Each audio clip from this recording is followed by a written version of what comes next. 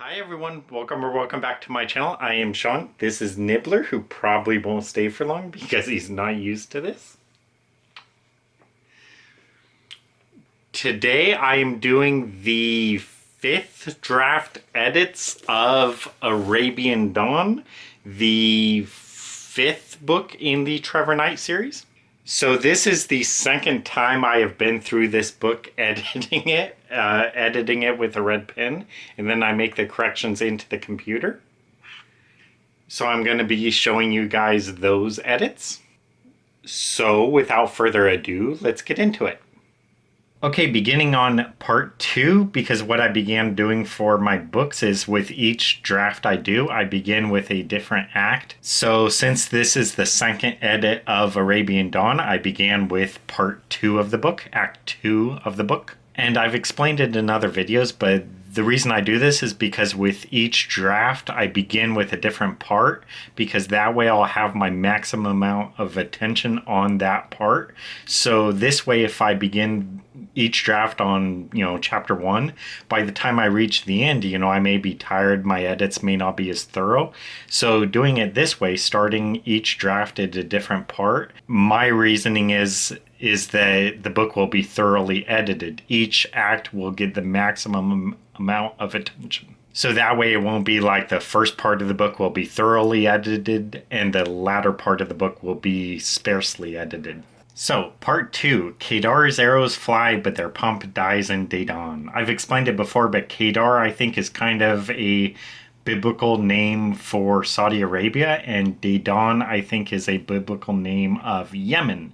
And this act heavily features a war with Saudi Arabia bombing Yemen. So that's kind of the meaning behind these titles here. And I always love these act titles because they're always like some biblical reference that I kind of twist to be kind of poetic like this, and I just like it. There's no real great meaning behind it. It's just, I wanted to do something that seemed original. So instead of just having, act titles be something like, war, there's a little bit of poetic stuff behind it. I've explained in other videos something I'm trying to avoid is the word was, because one thing is I think the word was is often indicative of passive sentences.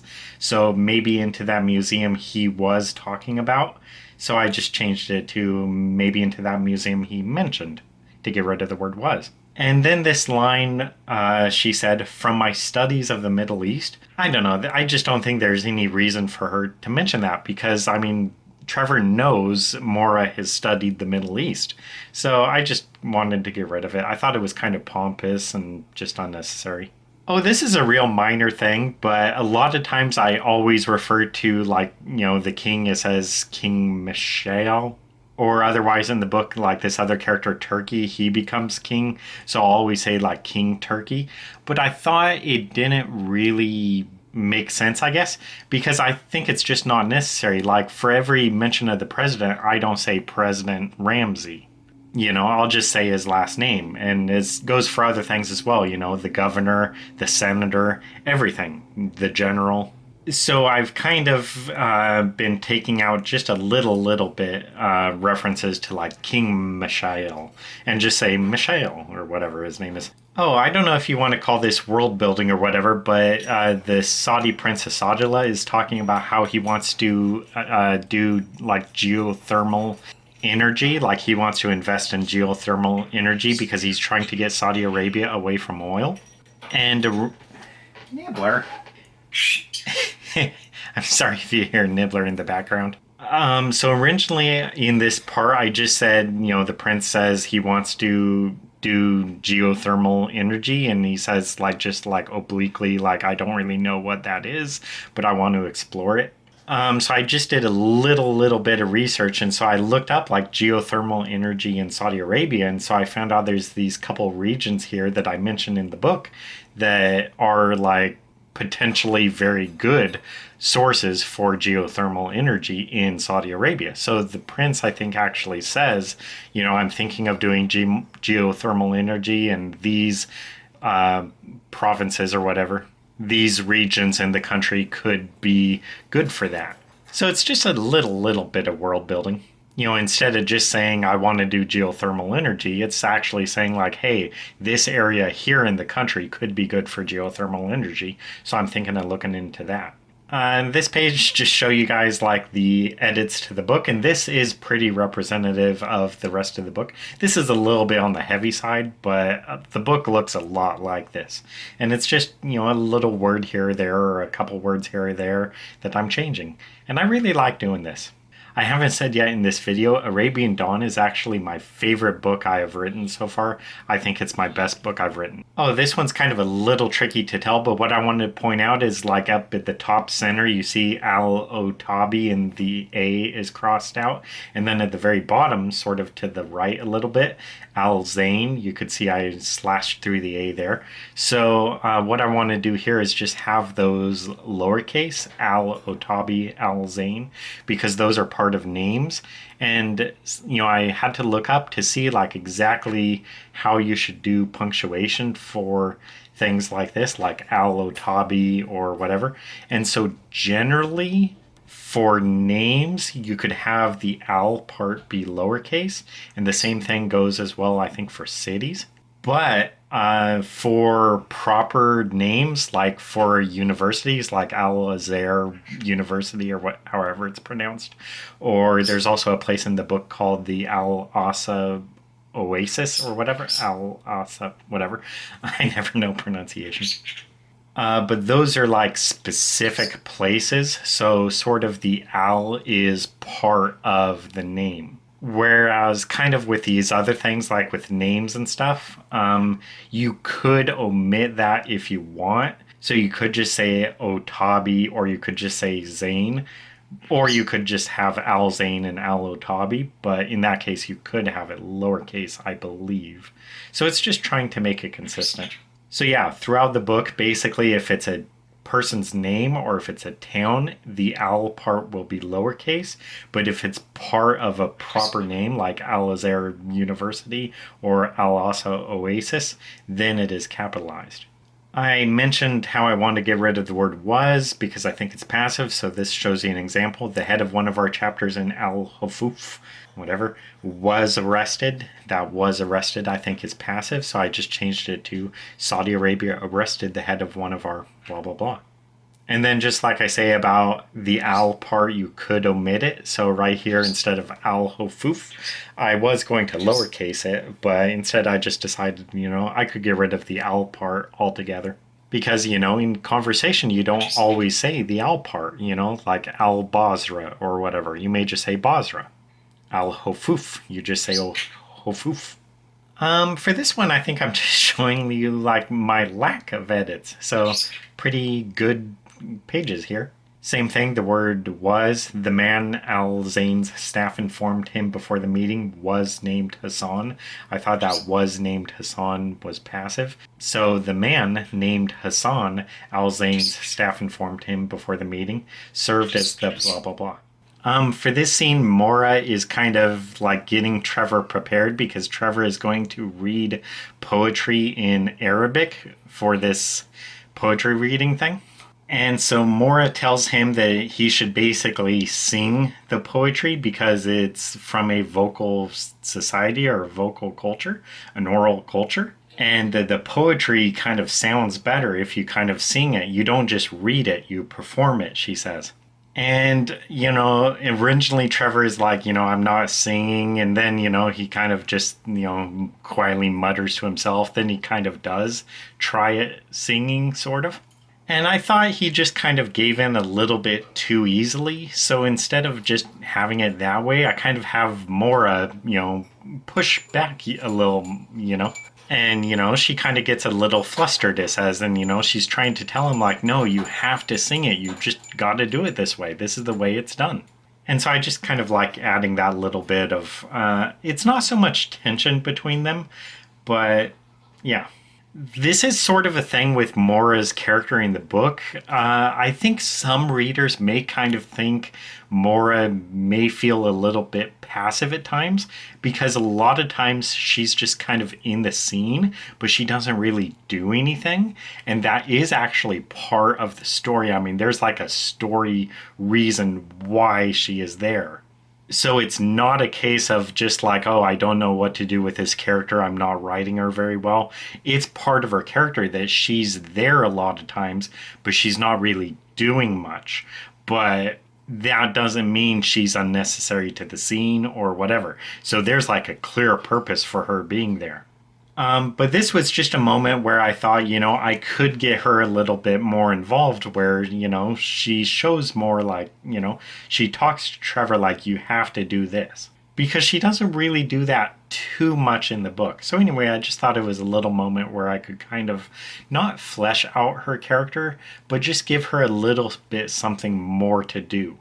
I think the main thing I wanted to show here is I think there's 3 uses, maybe 4, I think 3, I just counted 3 uses of the word knight or the name knight. So I just changed them to he, and I've talked about in other videos. I just don't really like repeating character names a lot. I just like saying he or she. Oh my goodness, look at all that on the bottom. What I have here is basically what happens is Saudi Arabia has sort of a mass execution of several children, several minors. And so Trevor confronts the prince about this and says like, hey, this is not cool. You want us to do business in Saudi Arabia, but then you're executing children in Riyadh. And so Asajala says, hey, this wasn't my decision. I don't make decisions about the death penalty. At this point, Asajala's father is the king. Originally what happened is Trevor kind of says, they kind of have an agreement like, Asajala agrees he'll talk to his father about this. But still, Asajala does say that, it wasn't my decision. I don't have power over executions. And so what I decided to add here at the bottom is Trevor actually kind of pushes back at him a little bit on that. And he says like, hey, come on, we know that you have a lot more power. He's very widely considered like the heir apparent to the kingdom. Like Asajala is clearly poised to become the future king of Saudi Arabia. So what Trevor kind of says here is like, come on, we both know you have power to do things. You could recommend something, your word carries a lot of weight. So Trevor kind of pushes back on the idea where Asajala says like, oh, I didn't have anything to do with those executions. It's not in my power. So Trevor kind of tells him like, come on, I know you have a lot of power to do things. So yeah, I just kind of liked adding that. I don't really want to go over it, just like rewriting, revising the sentences or whatever. I thought it was a little bit clunky or whatever. And also for this scene here in, I don't know how to pronounce it, Sana'a, the capital of Yemen. I was looking on Google Maps and I was kind of zooming in just to see like how this city actually looks, because I was kind of describing it quite beautifully, I think, in this chapter. It's talking about like how the city is painted and all that, and it's just like a real scenic description, I guess. It just sounds like a real pretty city. But so I wanted to look it up on Google Maps, and it was quite sad looking at the city because like seriously, like one road is paved, like one main road is paved and everything else is just like dirt roads, and it just looks like real poor and everything. Like the whole city looks like a shanty town. And it's just sad to see. It's like, man, you could pave that road and build, actual nice homes there and all this stuff. And it's just kind of sad looking at it and just thinking, I wish, we could go in and just like rebuild the whole city or the whole country, and just make it a nice place to live. Oh, so I guess I wanted to show more like of the changes. So you could see there's like they were waterproofed with. That's, the word were I also think is passive. Meany windows were fitted. And then the word had been from. So just words that I think are weak. So trying to get rid of those from my books. Talking about in other videos, I like whenever I'm able to do any kind of different font or anything.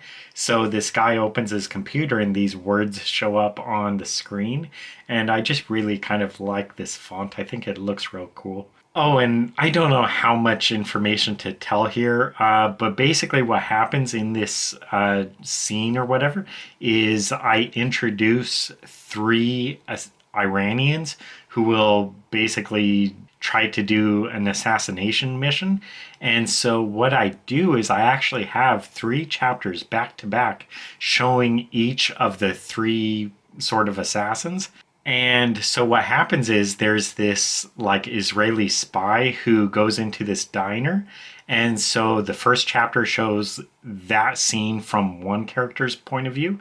And then the next chapter, it begins with the same scene from another character's point of view. And then the next chapter begins with the same scene again from another character's point of view. So I just kind of like it. I don't know if readers will like that because it's like, I already read this scene, or if they'll get confused or whatever, or if they'll just think like, oh, this is unnecessary, I could just skip this. But I tried to actually repeat as little as possible.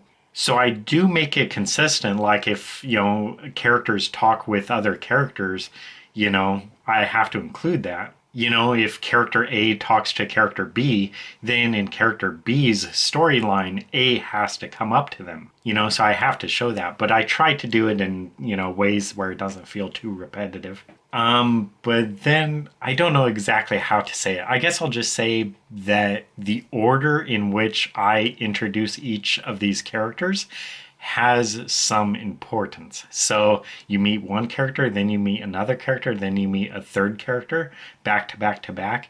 And there is kind of some like symbolic importance about the order in which those characters are introduced.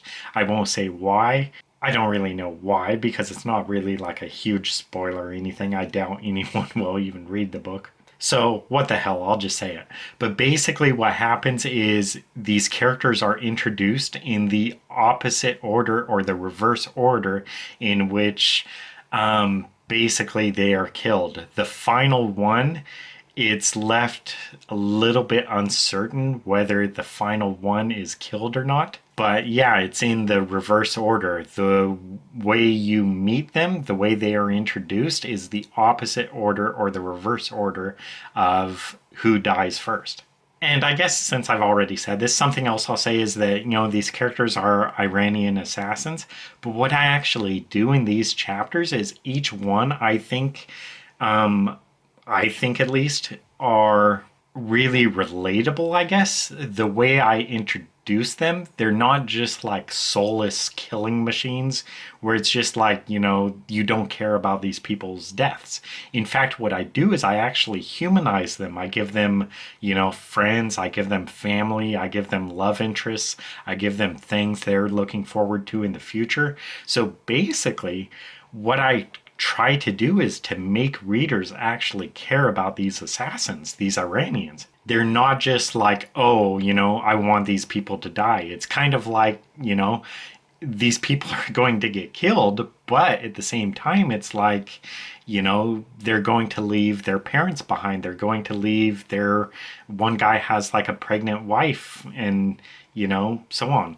And so yeah, I think that's just sort of something that you don't see in a lot of like action thriller stuff is all the henchmen, all the villains are just, you don't care about them. They don't have any kind of backstory. They don't have any kind of wife or anything. They don't have any children. So when they're killed off, people don't care. Audiences are like, yay, we got the bad guy. But the bad guy has, a wife, he has parents, he has children, whatever. And so that's kind of what I'm showing is that these characters are not just, soulless evil henchmen or whatever. They have lives, they have family, they have friends, they have love interests, they have things they want to do in the future. And so, when they get killed, it's kind of a sad thing. And I also like it because, again, something I want to do in my books is I don't want to just have like all the good guys be good and all the bad guys be bad. So there's kind of gray areas. So like Iran is kind of like a punching bag for the series. Like, Iran is pretty much the bad guys in every book. But at the same time, it's like, Iranians have friends and family and stuff. And, when someone gets killed, several people are going to be heartbroken because of it. So I just kind of like showing that. Oh, and just the same thing. So this is like from another scene, another chapter. So it's the same scene from a different point of view. So basically, this Israeli spy is getting killed. And while that is happening, these other characters are just kind of talking like, hey, did you see the soccer game last night? While this guy is basically being killed. And so I just kind of like that. You kind of see that a little bit in like cop movies or whatever, where something crazy will be going on, but for these characters, it's just like another day at the office. So someone is currently being killed, and they're just talking, hey, did you see the soccer game last night? And, they're just chatting casually. And so I just kind of like that. One side it shows that this is just like, their daily life. I mean, this is just what they do. So this is just another day at the office for them. And also, it kind of shows a little bit of the lack of, I don't know how to say empathy, because this Israeli spy is being killed. So to them, they do not care about that guy being killed because, they don't care about like, oh, his friends or family or whatever. So just like I was talking about how usually you don't care about the bad guys being killed, right here, someone is being killed and they don't care because to them, it's a bad guy. So they're just talking casual day at the office. And this is kind of how it's done with, a lot of other action movies or whatever, where they kill the Iranian spy and then they're just talking like, hey, did you see the football game last night? So it's the same thing. So I just kind of like it. Oh my goodness, look at all this. So this is one of the guys, like, I think this is the guy who has the pregnant wife or whatever. Just showing more edits to the book, you can see there's a lot of like was's that I got rid of. There's a lot of hads that I got rid of. Oh, for this scene, I've been wanting to put the song Baba Yetu in one of my books somewhere. So I had this scene where Trevor hummed a little tune to himself. So instead it says Knight saying Baba Yetu, the sweet Swahili version of the Lord's Prayer, popularized in the video game Civilization 4. So yeah, I just realized that would fit perfectly here. I wanted to put Baba Yatu somewhere in one of my books, and Trevor Knight, clearly in the series, is a bit of a gamer. In fact, you'll see something else about that in just a few images. So I thought it'd go perfect here because it says Knight hummed a tune to himself. So instead, Trevor could be singing Baba Yatu. Baba yatu yatu ye minguni yatu yatu amina baba yatu yatu ye mjina la kalatuzoe. I don't speak any Swahili, but anyway, yeah, so I just love adding that. I don't think I want to go through anything here, just showing a lot of edits to the pages. Oh, I guess actually what I want to show here, this is like an image from what I just showed you, the previous image.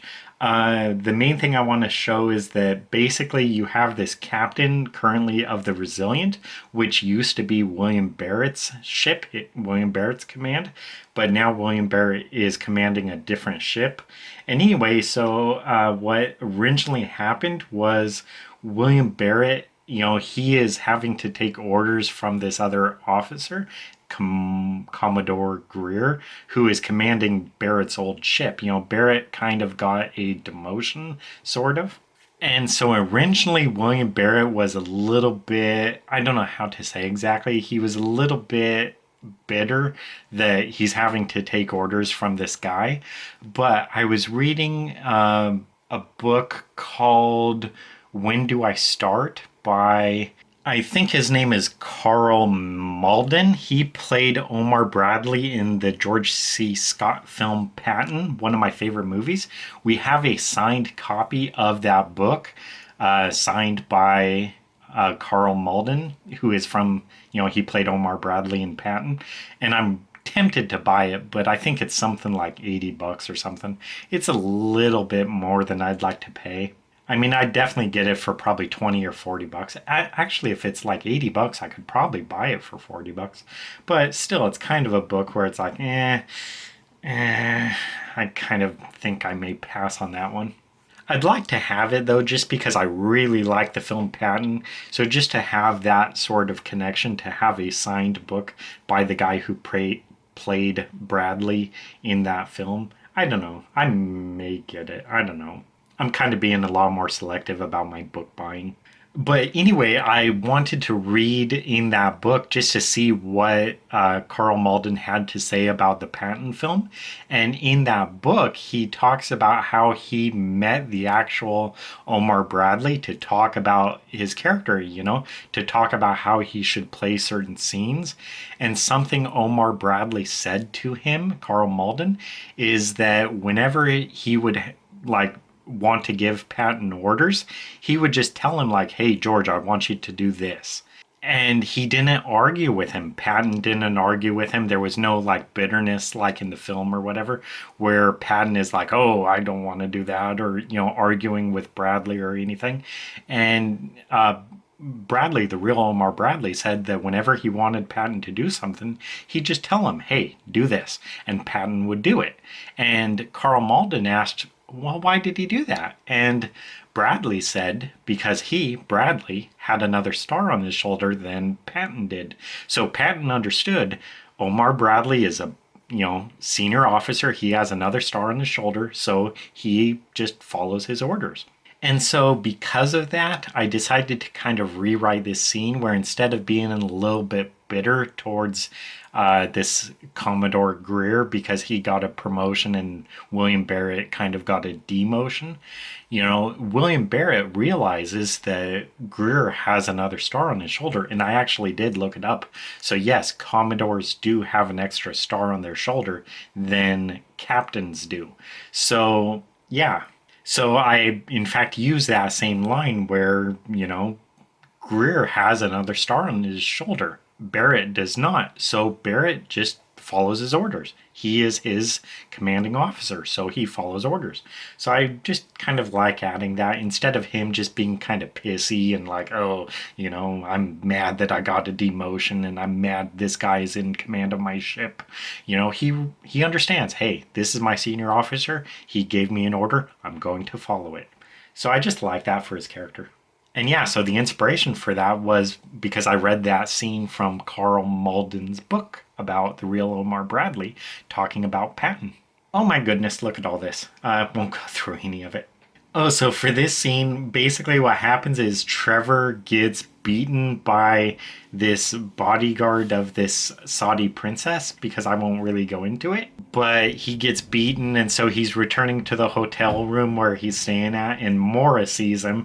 And so originally, she's just like, what the hell when she sees he's beaten. And originally he just said, don't want to talk about it, and just tried to walk past her. But I kind of realized Trevor is a little bit sardonic, so Trevor should have some more of a witty comeback than just don't want to talk about it. So he says, traffic was a mess. So yeah, he walks into the hotel room just basically like covered in blood. His nose is bleeding, his mouth is bleeding, his shirt is torn, there's blood on his shirt and everything. So he just looks like hell. And so yeah, he just walks into the hotel and just, traffic was a mess. And that's just like pure Trevor. So that I thought would be much better for his characters to say that. But then I actually did like that line. I think don't want to talk about it. So I do actually use it a little bit later. So since I still wanted to use that line, basically like Mora tries to grab him and stop him like, no, you need to tell me what happened. And that's when he says something like, don't want to talk about it. But yeah, I just kind of like adding that line instead. Traffic was a mess. Oh my goodness, look at all this. Won't go through all of it, but just show you guys my messy edits to the book. Oh, this scene or part or whatever, I mentioned in the book there's like other ships in this fleet. What I was talking about with William Barrett and Commodore Greer. I mentioned two other ships that are in the area. So you can see there's a mine countermeasures ship and there's also a replenishment ship. Well, I decided to actually give those ships names. So the mine countermeasures ship I called HMS. I don't know exactly what that spelling is. I can't really read that. Cheverton, whatever. And the reason I chose that name is because that is like the birthplace, I think, of Jane Austen. So I did actually look up, how do British ships get their names? Like, are they named after towns? Or are they named after people? Or what? Because I kind of wanted to keep, with that theme or whatever. So yeah, so for this one ship, it's HMS whatever, Steventon, whatever. But yeah, that's, I don't say it, I think, in the book, but that's the birthplace of Jane Austen. And then the other one, you could see it actually says RFA Buoyant. So RFA is, I mentioned it somewhere else in the book, but it's something like Royal Forces Auxiliary or something like that is what that stands for. Again, I say like the actual what that abbreviation is in another part of the book. But yeah, so I decided to name that ship Buoyant. And I think I might do that for several ships in what will become like William Barrett's fleet. I'll give them, I think, some funny names like, Unsinkable, whatever. And the irony, of course, being that one day they may, of course, become, sinkable or whatever. So, like this ship RFA Buoyant. So, that probably tells you it'll probably wind up being sunk eventually. Just a little bit of humor I decided to add. So, yeah, a lot of ships in the fleet are going to have names like that, I think. Not quite like, HMS Barely Floatable or whatever. Not that extreme, but something along those lines. Anyway, I'm talking way too much about it. But yeah, I just thought that was a funny name for a ship. Buoyant. Like, well, it floats. Oh my goodness, look at all this. I don't think I'm going to go through all of it. Just showing you guys my edits. Oh my goodness, here's a lot more edits. Holy crap. I guess I'll just explain what I have there on the right side of the page, all of that. That is a lot of, I guess, just description of the room. So originally all I said, I think, is that they go into the game room because they're going to play cards together. They're going to play bridge. So that's all I said, is like they go into another room, the game room or whatever, and another deckhand joins them. That's all I said originally. So instead I changed it so they go into the room, and I kind of describe the room because it's like there's a full bar there, and the bartender is actually going to be their fourth player. So I kind of give a little bit of backstory to him. So he's like an Australian who works on this yacht where they're playing this card game. So yeah, so that guy, instead of just being a random deckhand, he is the bartender. And the reason he's the bartender is because the bar is in that room. So there's a bar, there's like a big TV for video gaming. There's a table for poker or whatever card games. And so I added a lot of description. So like for the bar thing, since I thought, okay, well, there's a bar there, so they should get drinks. So I have, a paragraph saying what each person drinks. And then like for the card game, the table or whatever, instead of just saying, they sat at the table, which is usually kind of the way I write, I kind of don't have a lot of description in my books. I'm something of a minimalist, or at least I think I am, even though, a lot of my books now are getting to be like 500 or 600 pages. I wanted to add some more description. So I did like research, and also the reason I say this is because they're on a yacht, and this prince is like super wealthy, and he's kind of a spendthrift. So it says like in this scene here on the right, all that text, I talk about how like the glass of water he drinks is like, whatever, I don't know exactly what the price is, but it's like basically it's like a $400 glass of water or something. Mora, the other character, I think she has, I think she requests a glass of milk, and I think it says that they give her goat's milk, and because of where it's from, that costs like $200 or something. And so it just talks about how everything they drink is like really expensive, even though it's just like a glass of milk or whatever. They basically have the most expensive milk in the world or whatever, because again, this is just where they're at. They're on this real luxury yacht. So instead of just saying, oh, she has a glass of milk, I looked up like, what's the most expensive glass of milk? And instead of just saying, he had a glass of water, I looked up like, what's the most expensive water? So that's not just like useless detail. That's actually detail that's relevant to the story, because it shows like instead of just having a glass of water for, out of the tap, they pay hundreds of dollars for this because that's just the way this guy is. And so again, just in keeping with that, instead of just saying they sit at the table, I looked up like what is the most expensive like card table fabric or whatever. Like what do they use for fabrics for gaming tables in high-end casinos, because that's what the prince would use. So I looked up like actual, high quality poker table fabric or whatever, and to add that in. So anyway, that's what all that stuff is on the right. So it's basically saying, there's a bar in there. The bartender is an Australian. He is the one who joins them. They have these drinks that are real expensive. They sit at this table, which has this real expensive fabric on it. So yeah, it just shows a little bit more detail about why this yacht is so expensive, Oh, so for this little line of dialogue, I don't want to say really too much what's going on here, but what happens is, oh gosh, what do I say? Well, basically, in this scene, Mora, the Iranian assassins go to try to kill the prince. And so she gets one of the assassin's guns and, shoots the assassin. And so this prince's bodyguard is kind of confronting her after the fact because she shot the guy in the side of the head. So the bodyguard kind of asks her, like, what happened? And, she says, like, oh, she struggled for the gun and shot him. And so the bodyguard says in the side of the head, which sounds like, that sounds like an execution, the way he was killed. And so originally, she just like grabs Trevor's arm to show like how she was struggling with the gun and, whatever, how the guy got shot in the head. But I wanted to add a little line where after the guy says, in the side of the head, to kind of imply like, it sounds like you executed this guy.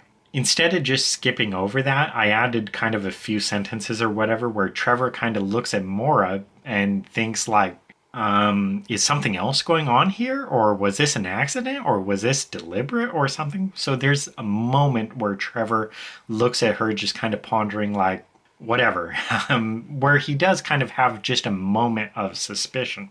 But then, she shows how it happened, how, she shot the guy, and then, Trevor's like, okay, yeah, he believes her. So anyway, I just kind of liked adding that, I guess for the characterization or whatever, because it's just a very quick moment where for a moment Trevor thinks like, hang on, is there something else going on here? Was this just like a spur of the moment accident kind of thing? Or did she actually like seriously kill this dude? So I just kind of liked adding that little part instead of just skipping over it, because originally Trevor had no reaction to that. When the guard kind of accuses her of executing one of the assassins, Trevor had no reaction to that, and he should have had a reaction. He doesn't like, doubt Mora, but he just kind of looks at her like, what? I mean, to Trevor, there's like no doubt it was basically like an accident. But in this moment, there's kind of a moment where he wants to know, like, wait, what happened? Don't think there's anything I wanted to show you guys there, just the edits to my book. This is a real small detail I wanted to include, but there's this line here where Mora says, she's talking about the prince, he doesn't care for family. Well, I didn't really like that line because that's a real general comment that he doesn't care for family, and I don't think it's accurate. So I wanted to add the line up there at the top. I drew the line, though I haven't seen him around his children enough to say how he is to his children. So yeah, I didn't want to just have the line be, the prince doesn't care for family. He may care for his family a lot, like his children. He may love his children. I don't know. You don't see that at all in the book. So I just wanted to add the line where she says, I haven't seen him with his kids though, so I can't really comment on that. So she does kind of qualify her statement or whatever. He doesn't care for family, but then she kind of says, well, I don't know how he is with his kids though. Just a little piece of characterization or whatever I wanted to add. Oh, so that was it for part 2. So now we're going on to part 3. Beauty Queen laid bare in her bloody lofty shrine. I've mentioned in previous videos, something I'm kind of beginning to do a little bit is moving dialogue tags to the front. Because if you read this line, who do you say you work for? Asked Knight. You'd read that whole line, even though it's just a few words, and you wouldn't know who's speaking. So instead, I moved the dialogue tag to the front. Knight asked, who do you say you work for? For this scene, I thought it was just kind of poorly written because Trevor meets this other character, Aid, and you kind of find out Aid is nervous because he's not very familiar with Americans. Like, he's never really met Americans like Trevor and Mora, who are just like real casual American, sort of like tourists, because all the Americans he may have met are like pilgrims on their way to Mecca and Medina and stuff. So they dress, in religious garb or whatever. They dress like pilgrims. They don't look like American Westerners, they just look like anyone else on their way to their pilgrimage. So this character Aid is kind of nervous to, actually be around a couple Americans for the first time.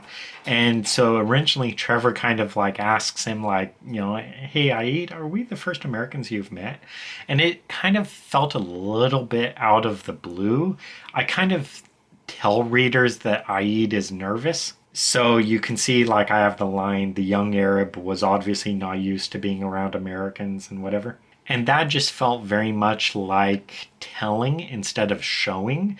So all I did really is I just had this line of dialogue where Aid says in that kind of top paragraph, like, I mean, not the same plane, probably, I think, but where his dialogue is just being real nervous in the dialogue. Where, you could tell just by his dialogue he's nervous. Instead of just saying in the narration that, oh, he was obviously not used to it. That was just telling. So instead I wanted to show it a little bit more. And so I show it through the dialogue where he's just really evidently nervous. And that's why Trevor kind of deduces that, dude, this guy is nervous. You could see just repetition of at all. At all, option C as we look. We aren't prepared at all for. So yeah, just repetition. And usually what I'll do is I'll look at each of them and I'll decide which one I want to keep most. But I just read the sentences without either of them, and I thought the sentences work the sentences work well without either one, so I just got rid of both of them. I don't want to go through this part here, but it's I thought what I had originally was just kind of clunkily written or whatever, because there's also like some was's and were's, I think, in that paragraph. Oh yeah, his gaze was set, and then sort of lower down, they were connected to a device. So there was that kind of passive wording, so I wanted to get rid of those. So I just kind of rewrote that little scene there. Oh my goodness, showing more of my edits. And again, this is, it's a little bit heavy, but this is pretty much what a lot of the book looks like. For this scene here, the Prime Minister of Lebanon is talking with the King, Crown Prince, and Asajala in Saudi Arabia. And what basically what they're talking about is they want this Prime Minister of Lebanon to be more on their side because Iran tried to assassinate Asajala, and Lebanon is on quite friendly terms with Iran. Lebanon is sort of kind of like a puppet of Iran.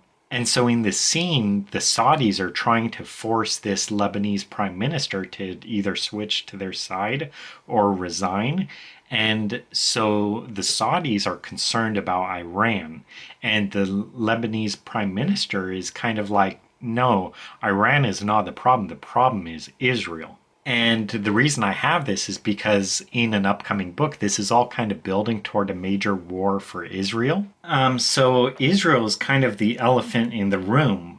So I wanted to cover that because, it's vital. Everything in this series kind of is building toward Israel, a war for Israel. And so that's kind of what this scene is doing. The Saudis are concerned about Iran and this Lebanese guy is concerned about Israel. But he kind of says something, the Lebanese prime minister says something about like, oh, you guys made peace with Israel. And so I wanted to fact check that because I was like, did they make peace with Israel? So no, Saudi Arabia has never formally made peace with Israel, and I think Saudi Arabia does not officially recognize Israel. So when the prime minister says that to them, you guys have made peace with Israel, well, technically they have not. Saudi Arabia has never made peace with Israel, even though they've stopped their wars against Israel because they were fighting wars against them in the 1960s, 1970s, whatever. They've stopped that, but they haven't recognized Israel. So they're really not yet formally at peace with Israel. So the Saudis here actually push back and say, hey, no, we have not. We have never recognized Israel. And so I like that because that's also still kind of setting up, Atlantis Dislodged a couple books later when there's the war for Israel, because basically Saudi Arabia will go to war with Israel. So it's kind of setting up a little bit that, yeah, the Saudis are actually not too well on good terms with Israel. I mean, they're not bombing them or anything, but they're not at peace with them either. So I liked adding that. And again, it's also adding some real life detail. So yeah, Saudi Arabia does not have relations with Israel. I think what I want to show here is actually on the right page or whatever, but on the left side of the page, the margin or whatever. What I have there is actually, it says how Mora sees that Asajala looks like, I don't know how to say exactly, but he looks like he is frustrated with Trevor because Trevor is kind of pushing the prince about some bad things that are going on in Saudi Arabia. And I've talked in a previous video for this book how I wanted Trevor to kind of push back at the prince more about that, because Trevor in this book seems like he's on quite good terms with Asajala. So in the previous edit of the book, I kind of made it a little bit more where Trevor kind of pushes back at him and he points out more things that are bad, like, hey, this is bad, this is bad. If this continues, we can't do business with you, Asajala. And so I did that in a previous draft. But what I decided to add here is actually Asajala looks like he's getting frustrated with Trevor because Trevor keeps kind of pushing back at him saying, hey, you need to fix this. This is not good. We cannot tolerate this. And so I added this paragraph or whatever where Mora sees that Asajala is actually getting frustrated with Trevor. He doesn't want to deal with this. And at this point, it's also kind of getting later into the book. So their relationship is kind of boiling to a head or whatever, because, it's a question, are they going to remain friends or are they going to become enemies of each other? So in this scene here, I added this part where Asajala, you could see, he's kind of getting frustrated with Trevor. Trevor keeps saying hey, this is not good. We can't tolerate this. And so Asajala's, getting frustrated. And so I like that because it just kind of increases the tensions a little bit. Oh my goodness, look at all that. What I have here, I don't want to, again, go into too much detail, but there's this Egyptian character who is being tortured in a Saudi jail. And so I decided to add this scene where the guard, opens up her room and he says, dress, it's time for your execution. And so then, she, thinks is this real? Are they going to execute me? And so she's kind of thinking about that while she's kind of on her way to she doesn't know where. So yeah, originally what I had it where he just says dress and, she follows him and then something happens. And so, yeah, I decided to add a little storyline, whatever, where he says, it's time for your execution. You're going to be killed today. And, how she reacts to that. So just a little part or whatever I really liked adding. Oh, and that was it for Act 3. So now Act 4, Part 4, A Bruised Reed and a Smoldering Wick. I think what I wanted to talk about right here is actually, this is kind of talking about the issue of executions in Saudi Arabia. So in the book, Trevor talks to Asajala about ending the execution of minors. And so Trevor here is talking with his dad, who is the U.S. Senator from Ohio.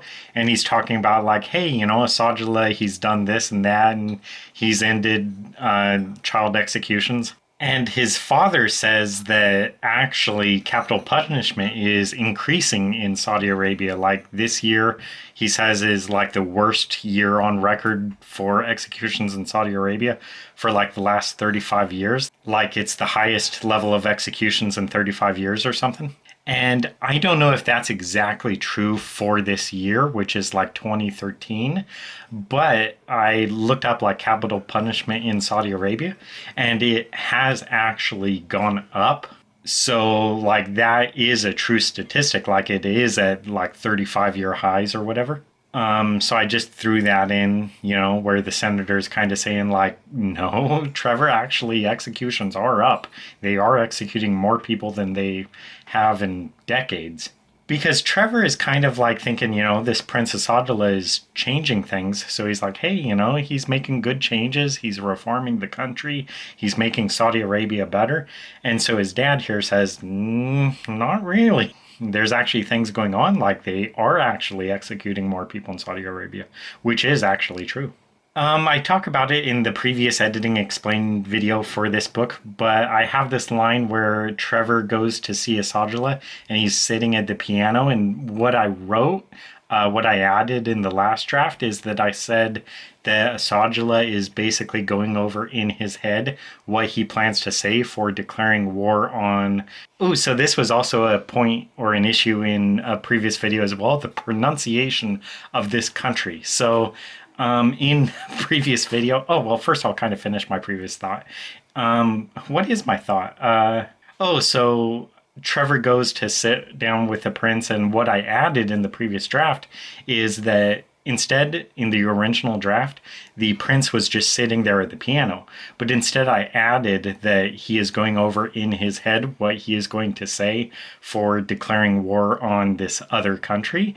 And so I added that so you could see this line here, like Asajala was busy, however, as he contemplated what to say in his declaration of war upon that other country. So that is a new line. But what I decided to add to even like further this is I added this line, which he thought he would deliver that evening. So that actually puts, like a time of reference on it or whatever, where it's not just like, oh, theoretically he may declare war on this country or like he's thinking about it.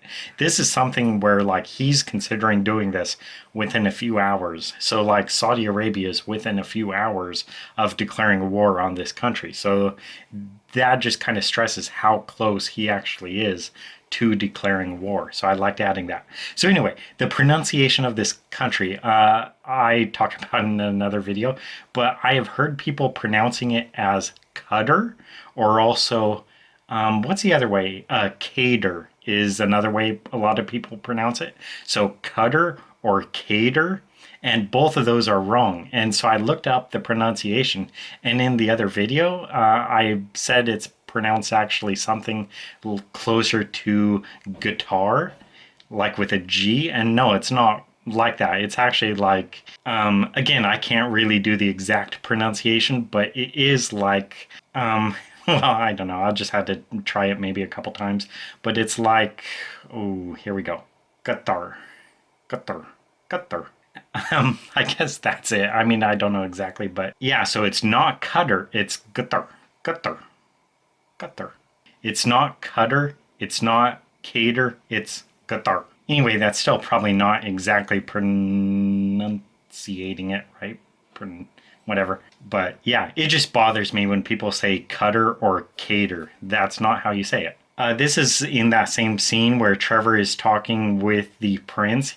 He's basically trying to talk him out of declaring war on that country. And so one thing Trevor, and this is like the reason he's wanting to do this, is because the Iranian assassins came in through that country. So the prince is kind of thinking that country, whatever, Qatar, is on Iran's side. They're kind of like pro-Iranian in a way. They have like an open door policy where that country tries to be friends with everyone, which is pretty true. And so the prince is like, they let in these assassins from Iran who tried to kill me. So I'm going to invade Qatar and, fix the country. And he thinks it's a real small country and it'll be a real small, easy war. And this is actually something quite based on history. So, like, the Gulf states did cut ties with that country. And it was kind of roughly over the same things. Like, they were thinking, that country is pro Iran. And so the Gulf states, led by Saudi Arabia, were like pushing towards maybe a war with that country. And so, anyway, Trevor's kind of talking him out of that. And so, something Trevor says is have a soccer game against them, against the Iranians. And Asajala, he's like, "Are you serious?" And he thinks it's an absurd idea. Well, I looked it up just to check, and I checked if Saudi Arabia has actually played soccer games against Iran, and they do. So, they have actually had several competitions in the recent past. So it wouldn't really be like that would be a ridiculous suggestion. So Asajala says, what I added here on the right, Asajala muttered, "We play them in the World Cup." And so then Knight responds, "Invite them over for a friendly exhibition match." And so that's when the prince will say, "Are you serious?" So yeah, Iran and Saudi Arabia have played soccer matches against each other in real life. But what they have not done, I think, is friendly exhibition matches. So it's not like the Iranian team just went over to Saudi Arabia to play in a friendly match. It's always been like World Cup matches. So that's what Trevor suggests when he says, have a soccer game against them. And then the prince says, "Oh, well, we play them in the World Cup."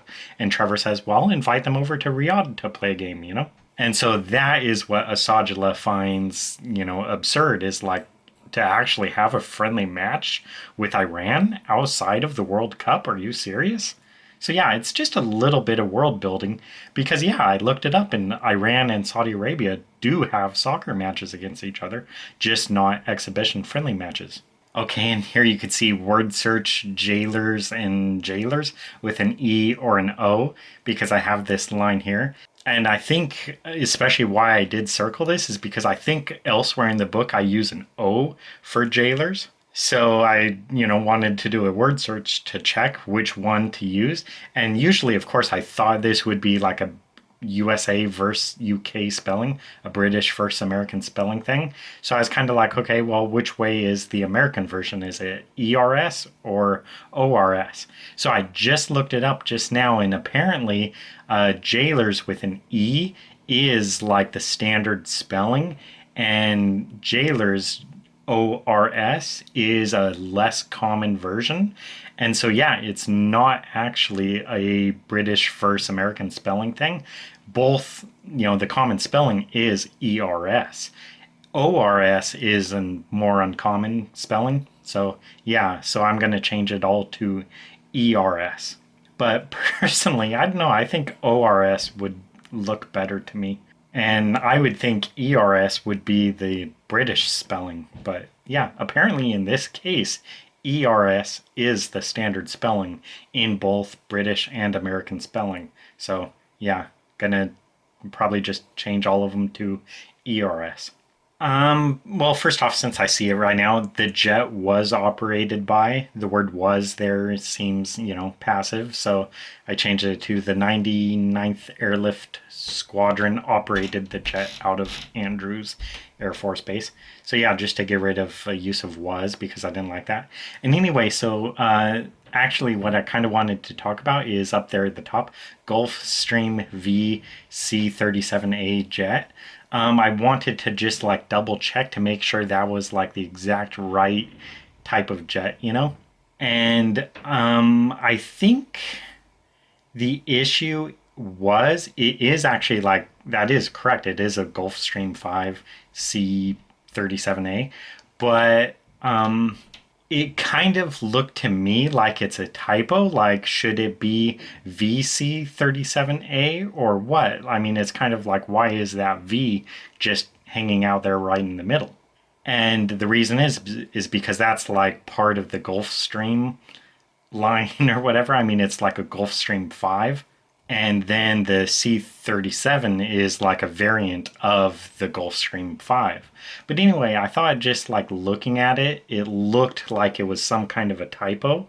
So what I actually decided to do is just get rid of the 5 part for Gulfstream 5 And yeah, so I think it's still okay that way. I'm not exactly sure, but I think it's fine probably just to say a Gulfstream C37. And yeah, I'm not sure if I really need to say Gulfstream 5 there. What I would probably do is if I did not have the C37A part, I would have the Gulfstream 5. So steps to a Gulfstream 5 jet. That would sound fine. Or steps to the Gulfstream C37A jet. Both of those sound fine to me. But Gulfstream 5 C37A, that just, I don't know, it's kind of confusing me a little bit. It felt like, is that a typo? So I wanted to get rid of it. Here we get into the cast of characters at the back of the book. So that was actually it for like the final act 4 of the book. So I just circled this guy's or underlined this guy's name, Robert T. Brandon. Again, this is the cast of characters, and I just wrote a note, is he in the book? Because yeah, when I was going through the cast of characters to see if I made any mistakes, and you'll see more of that in just a second here, I thought when I read this character's name, like, is he actually in this book? Because I know he's been set up in the other books in the series, but I was kind of like, I don't actually remember any scene that he was in or any line of dialogue that he was in. So I know he is in one scene, but I do not think he has any lines of dialogue in that scene. And kind of what I do is if you have a line of dialogue, I try generally to put you in the cast of characters. But if you do not have a line of dialogue, a lot of times I will not put them in the cast of characters. So yeah, I do not think or I do not know if this guy has any lines of dialogue in the book. So if he does not, I will just remove him. He may appear in one scene, but it's just like he's in the scene. He doesn't talk in the scene. So I think in that case, his appearance would be more just of a cameo appearance. So yeah, I'll probably get rid of him from the outline, the cast of characters. And in a previous editing explained video, I talk about how I was like messing up some of the alphabetization just because I don't know if it's like some dyslexic issue or what, but I kind of struggle with alphabetization a little bit.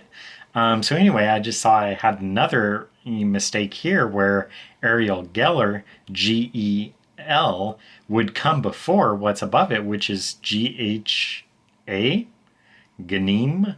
Al Ghanim, and I'll just say like any Al in the book, like Al Ghanim, Al Saud, Al whatever. Down at the bottom you can see Al Kaber.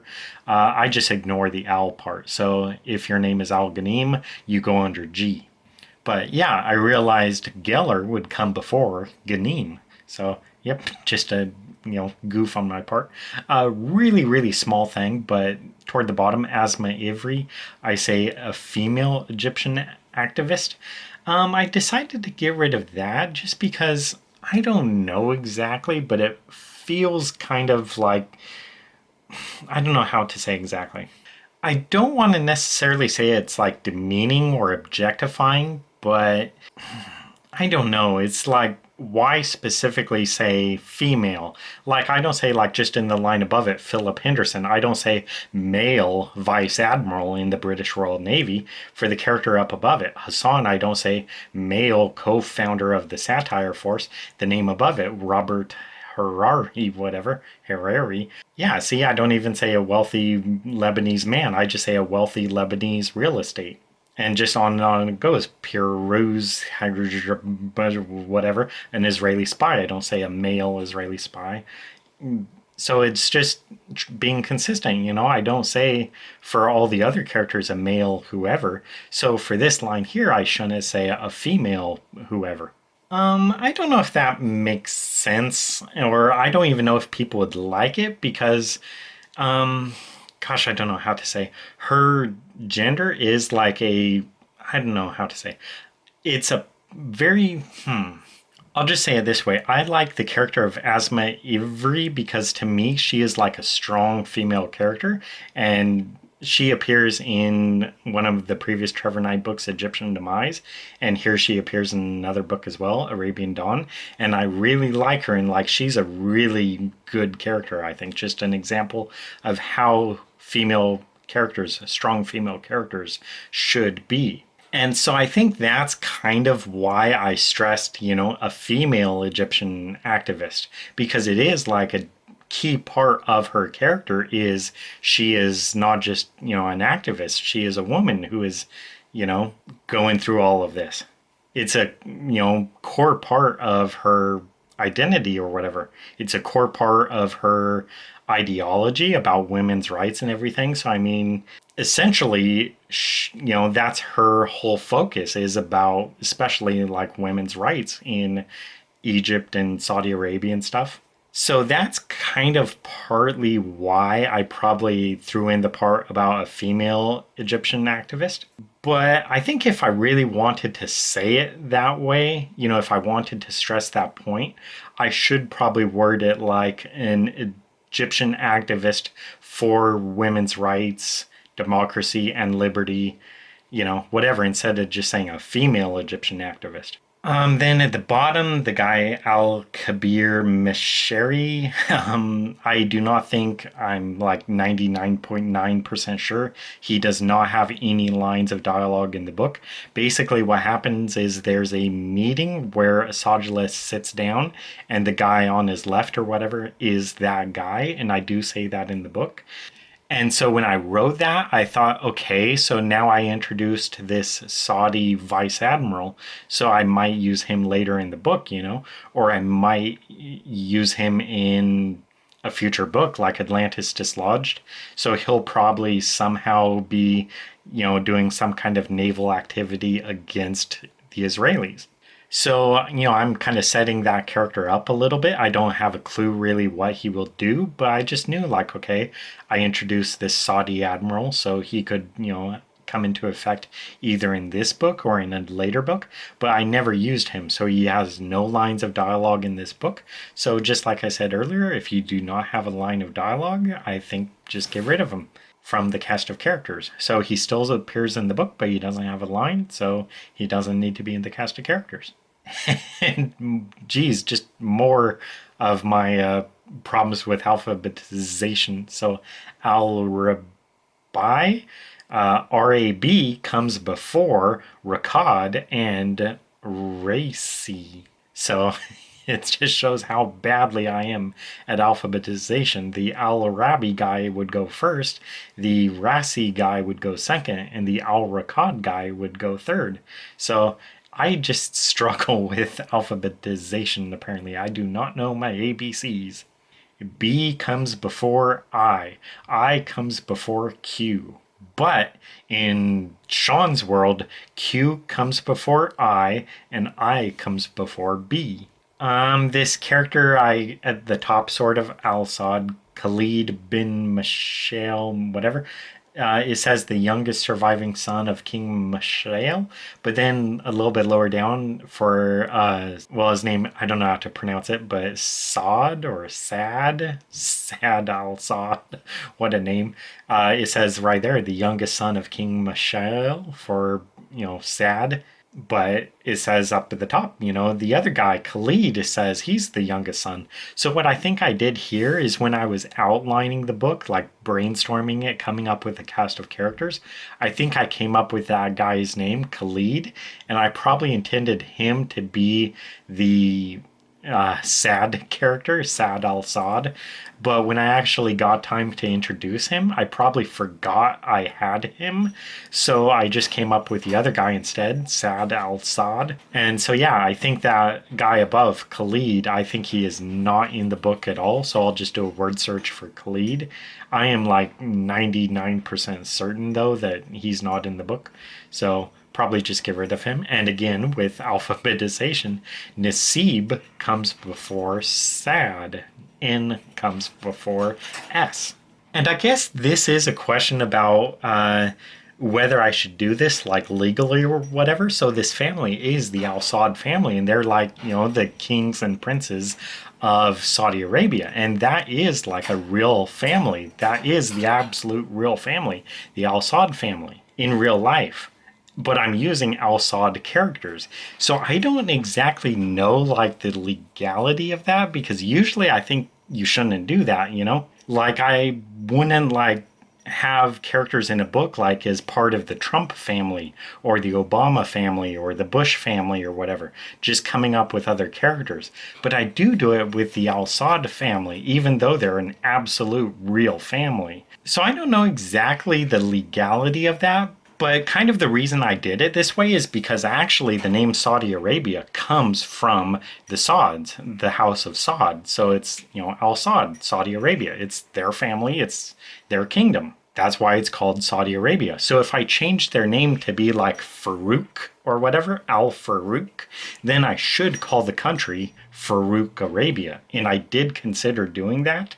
But in previous books, I've already called it Saudi Arabia, and I thought it'd be too weird or bizarre to just call it Farouk Arabia or whatever. Or I could have even like had it part of the story, and I considered this like in chapter 1, the old like royal family could have all gotten taken out or something, and so then the Farouk family would step in and they could rename the country Farouk Arabia or whatever. So then I could have the fictional family who are in control of Saudi Arabia, and it'd be Farouk Arabia or whatever. And so that way I would be able to do like a fictional family name or whatever. But, you know, I kind of decided, you know, it's just going to be Saudi Arabia. So then I was like, well, if I'm going to have it be Saudi Arabia, it should just be the Al Saud family. So I keep it as the Al Saud family. But it's a work of fiction, and also it's satire, and yeah, so I don't know. We'll see how it goes. And they may not like it too much because I have some pretty bad things about them. But oh well, I want all the smoke. Okay, now we get into the prologue. A den of detestable robbers in the house of Baal. You know, I make these maps myself, so these are all like hand-drawn myself. These are not just maps taken off of the internet or whatever.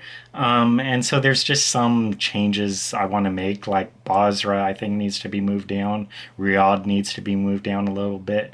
Sana'a, or whatever the city is, kind of I want to move it over a little bit because it looks kind of too close to the coast, and that city is kind of a little bit more inland.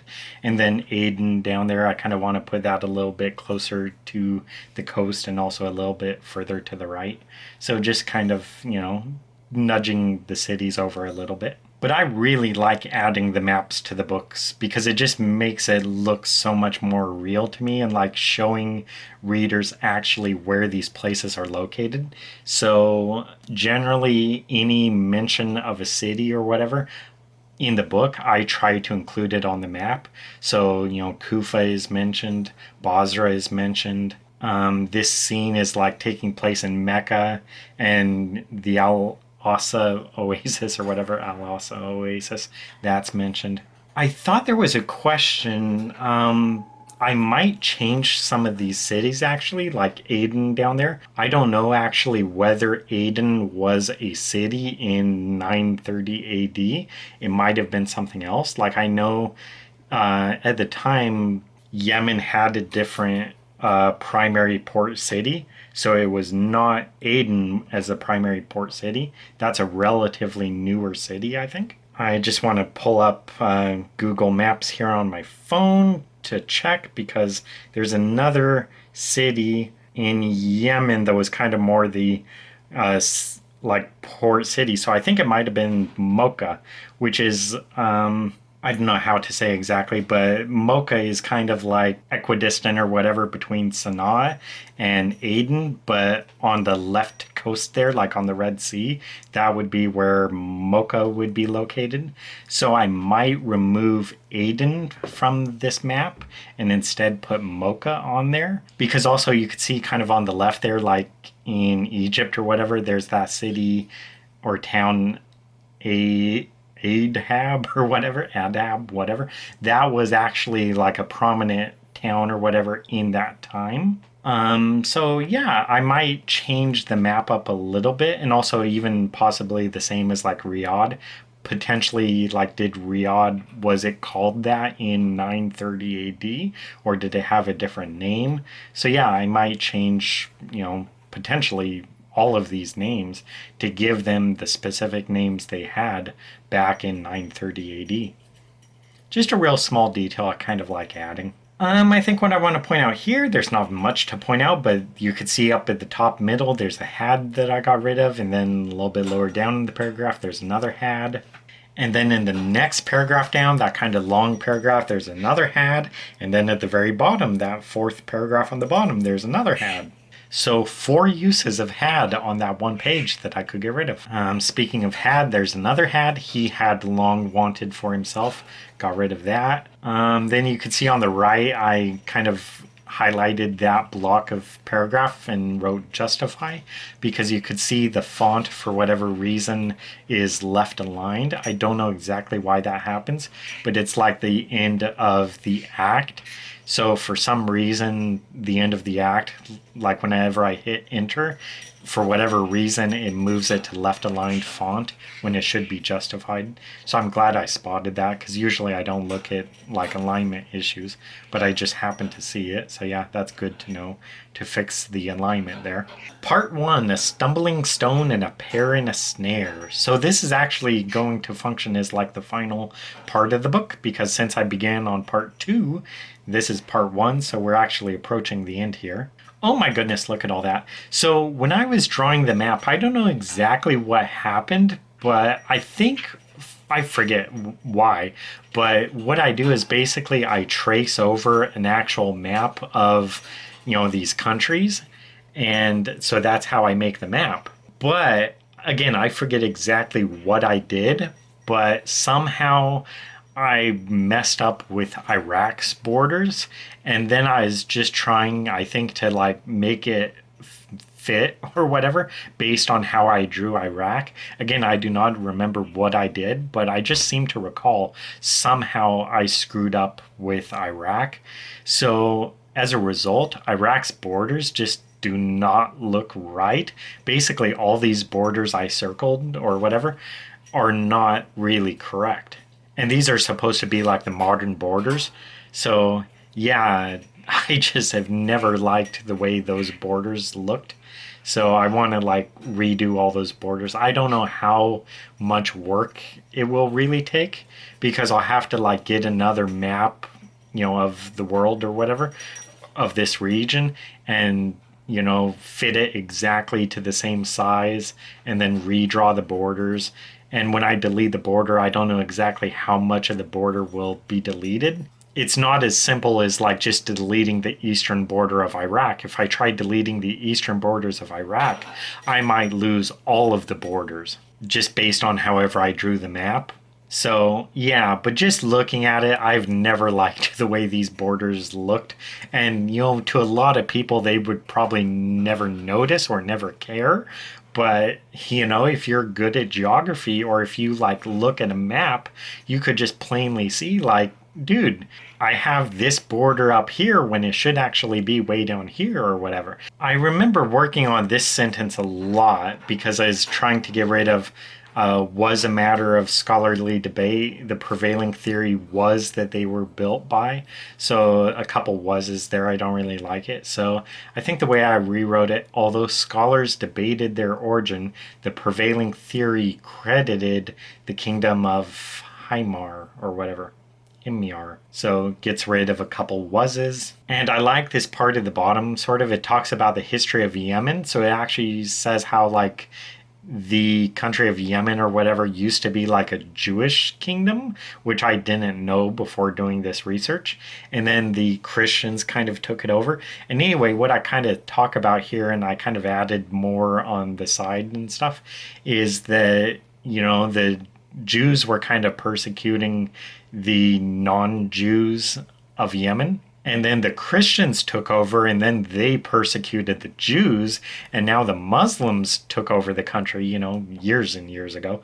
And now the Muslims, persecute the Christians, and there are only, it says on the right there are fewer than 10 Jews remaining in the country. And that is like an actual accurate number to today. Like there are fewer than 10 Jews who live in Yemen, less than 10. So, talking about diversity and stuff and multiculturalism and freedom of religion, less than 10 Jews in the whole country.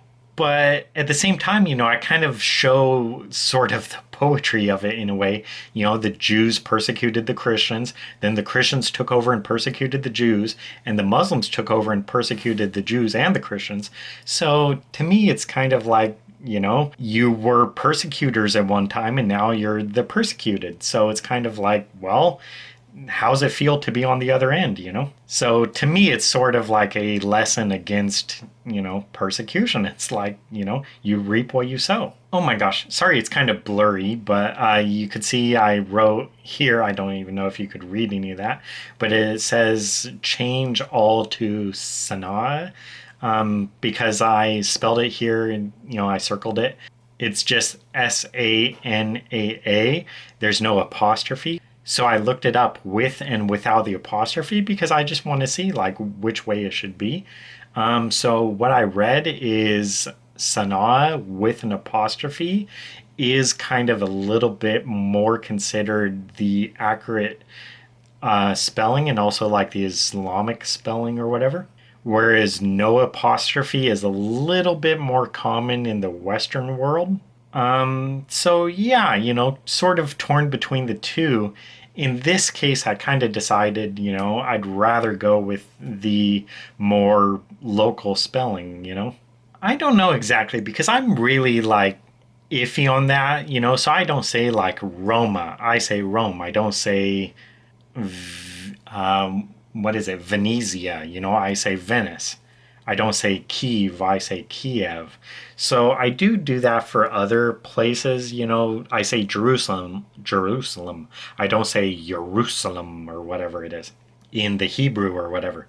So I don't know, I'm not entirely consistent about it, but in this case, just torn between the two. Like I have no personal stake in this. Like I don't care if it's Sanna or Sana apostrophe A.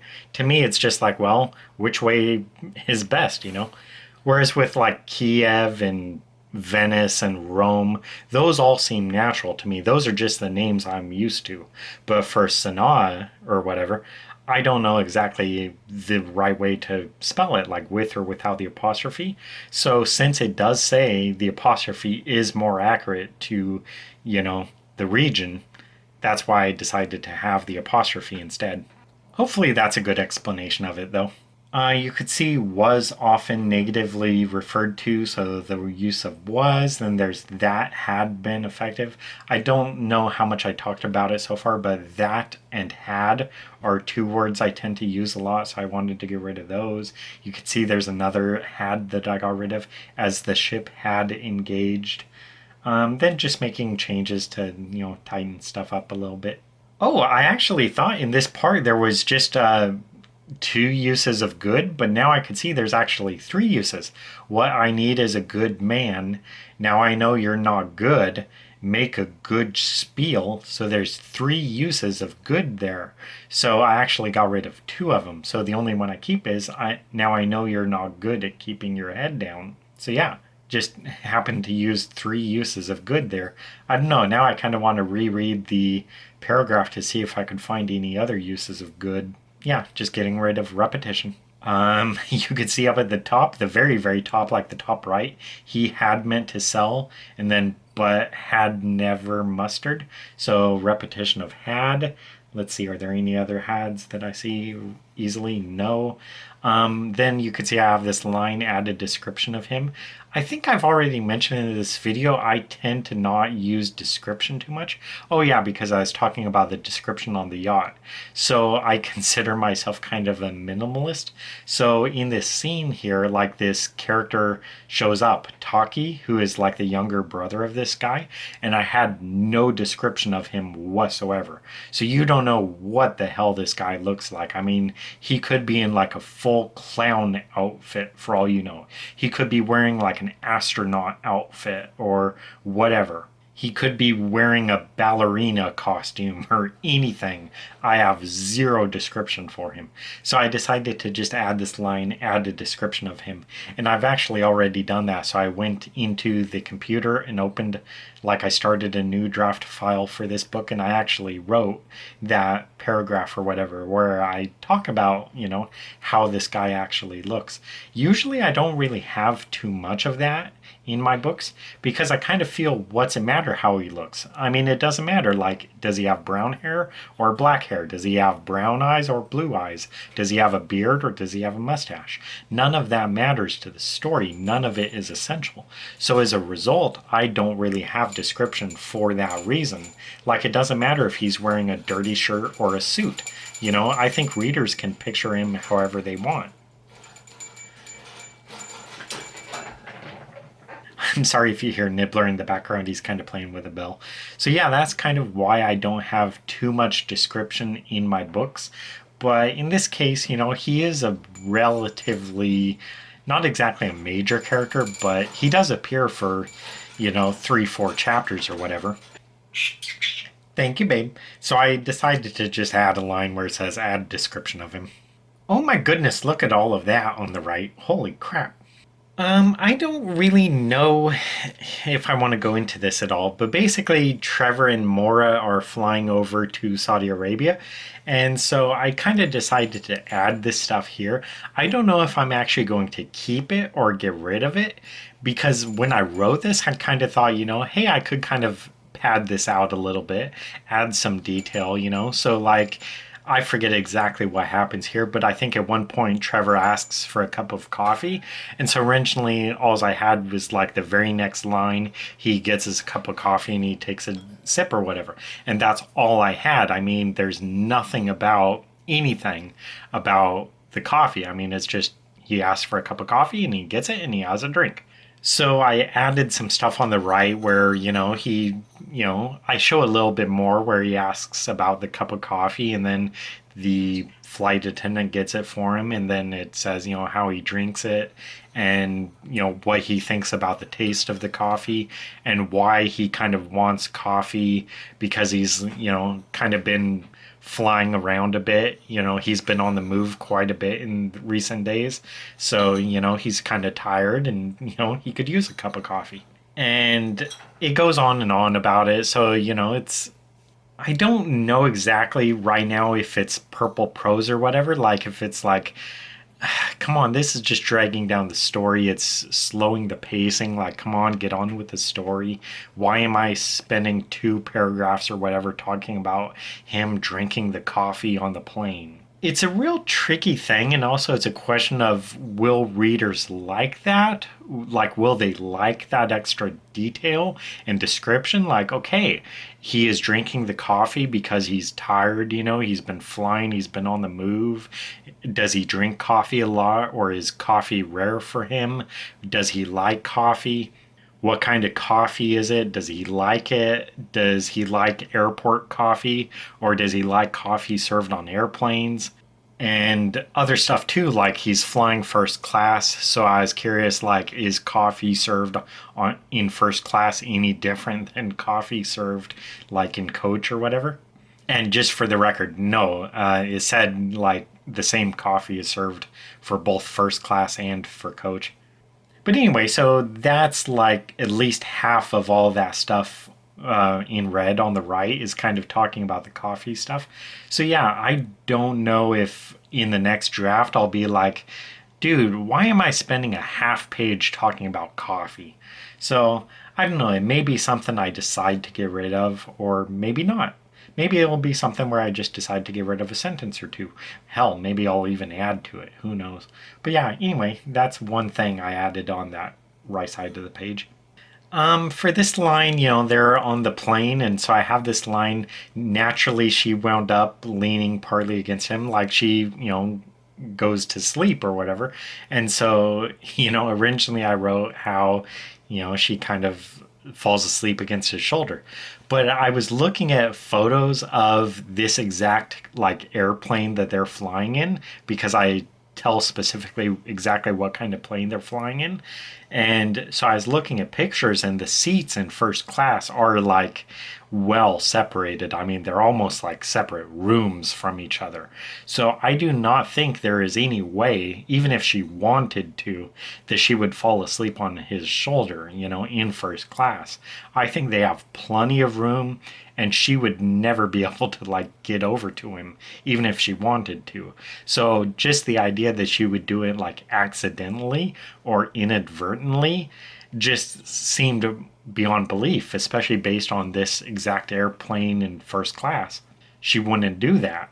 And then I was also just thinking, like, okay, well, one, that's a logistical problem or whatever. Like, she can't do that on this plane in first class based on how that aircraft is built, But then I was also thinking about it just like, do I really need her to inadvertently fall asleep on his shoulder, I don't think so. And one, I think it sort of puts them too close, I guess initially, where like she's already falling asleep on his shoulder. They've only met minutes ago, but she's already falling asleep on his shoulder. So I just thought that was like too much of a cliche. Like, no, I don't need to have it be like that. And also, they are not like instantly bonding like that. So it's not like all of a sudden they're like romantic interests in each other, So I just didn't think I needed that. I do not need that like instant romantic bond between them or whatever, and her falling asleep on his shoulder.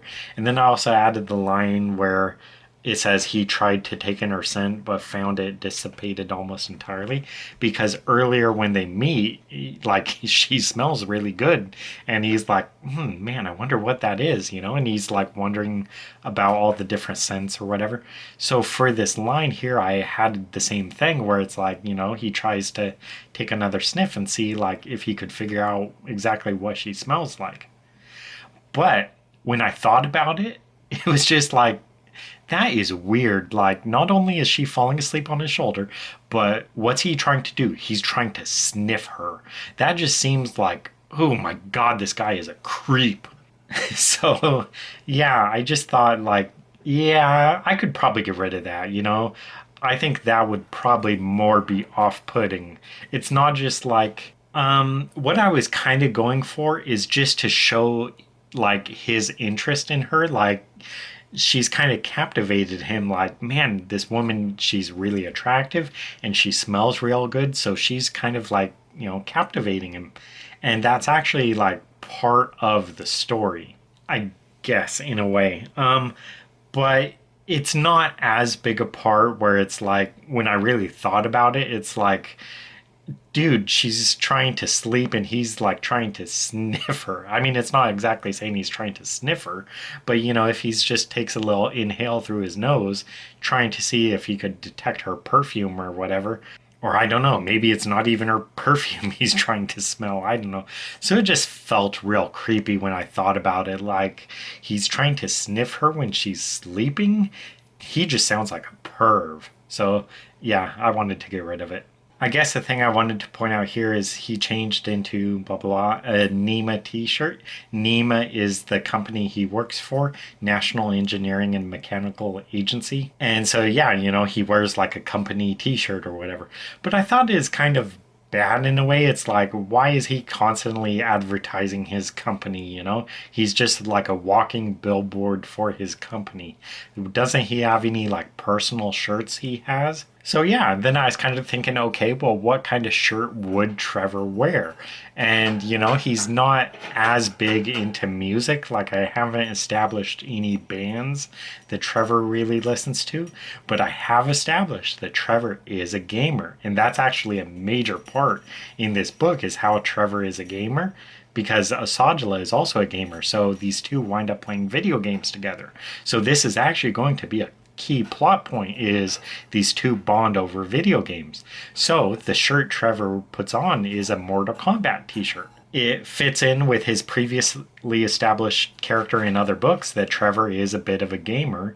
And so yeah, instead of just wearing a Nima shirt, he wears a Mortal Kombat shirt. So it's just a little bit of world building, I guess, and it's also kind of setting up that, when he and the prince bond over video games, you could see he likes video games right here, even before he's met the prince. I talk about it in the previous video for this book, my previous edit for this book, where I wanted to add a storyline or whatever where Trevor is actually not supposed to touch the prince. And I talk about in the video about why I wanted to add it. And basically the reason is because I've heard that people should not touch members of the royal family, especially like the higher up you go. Like you do not touch the crown prince, you do not touch the king. And so I thought it would be good to basically add that to the story where you're not supposed to touch the king. You're not supposed to touch members of the royal family.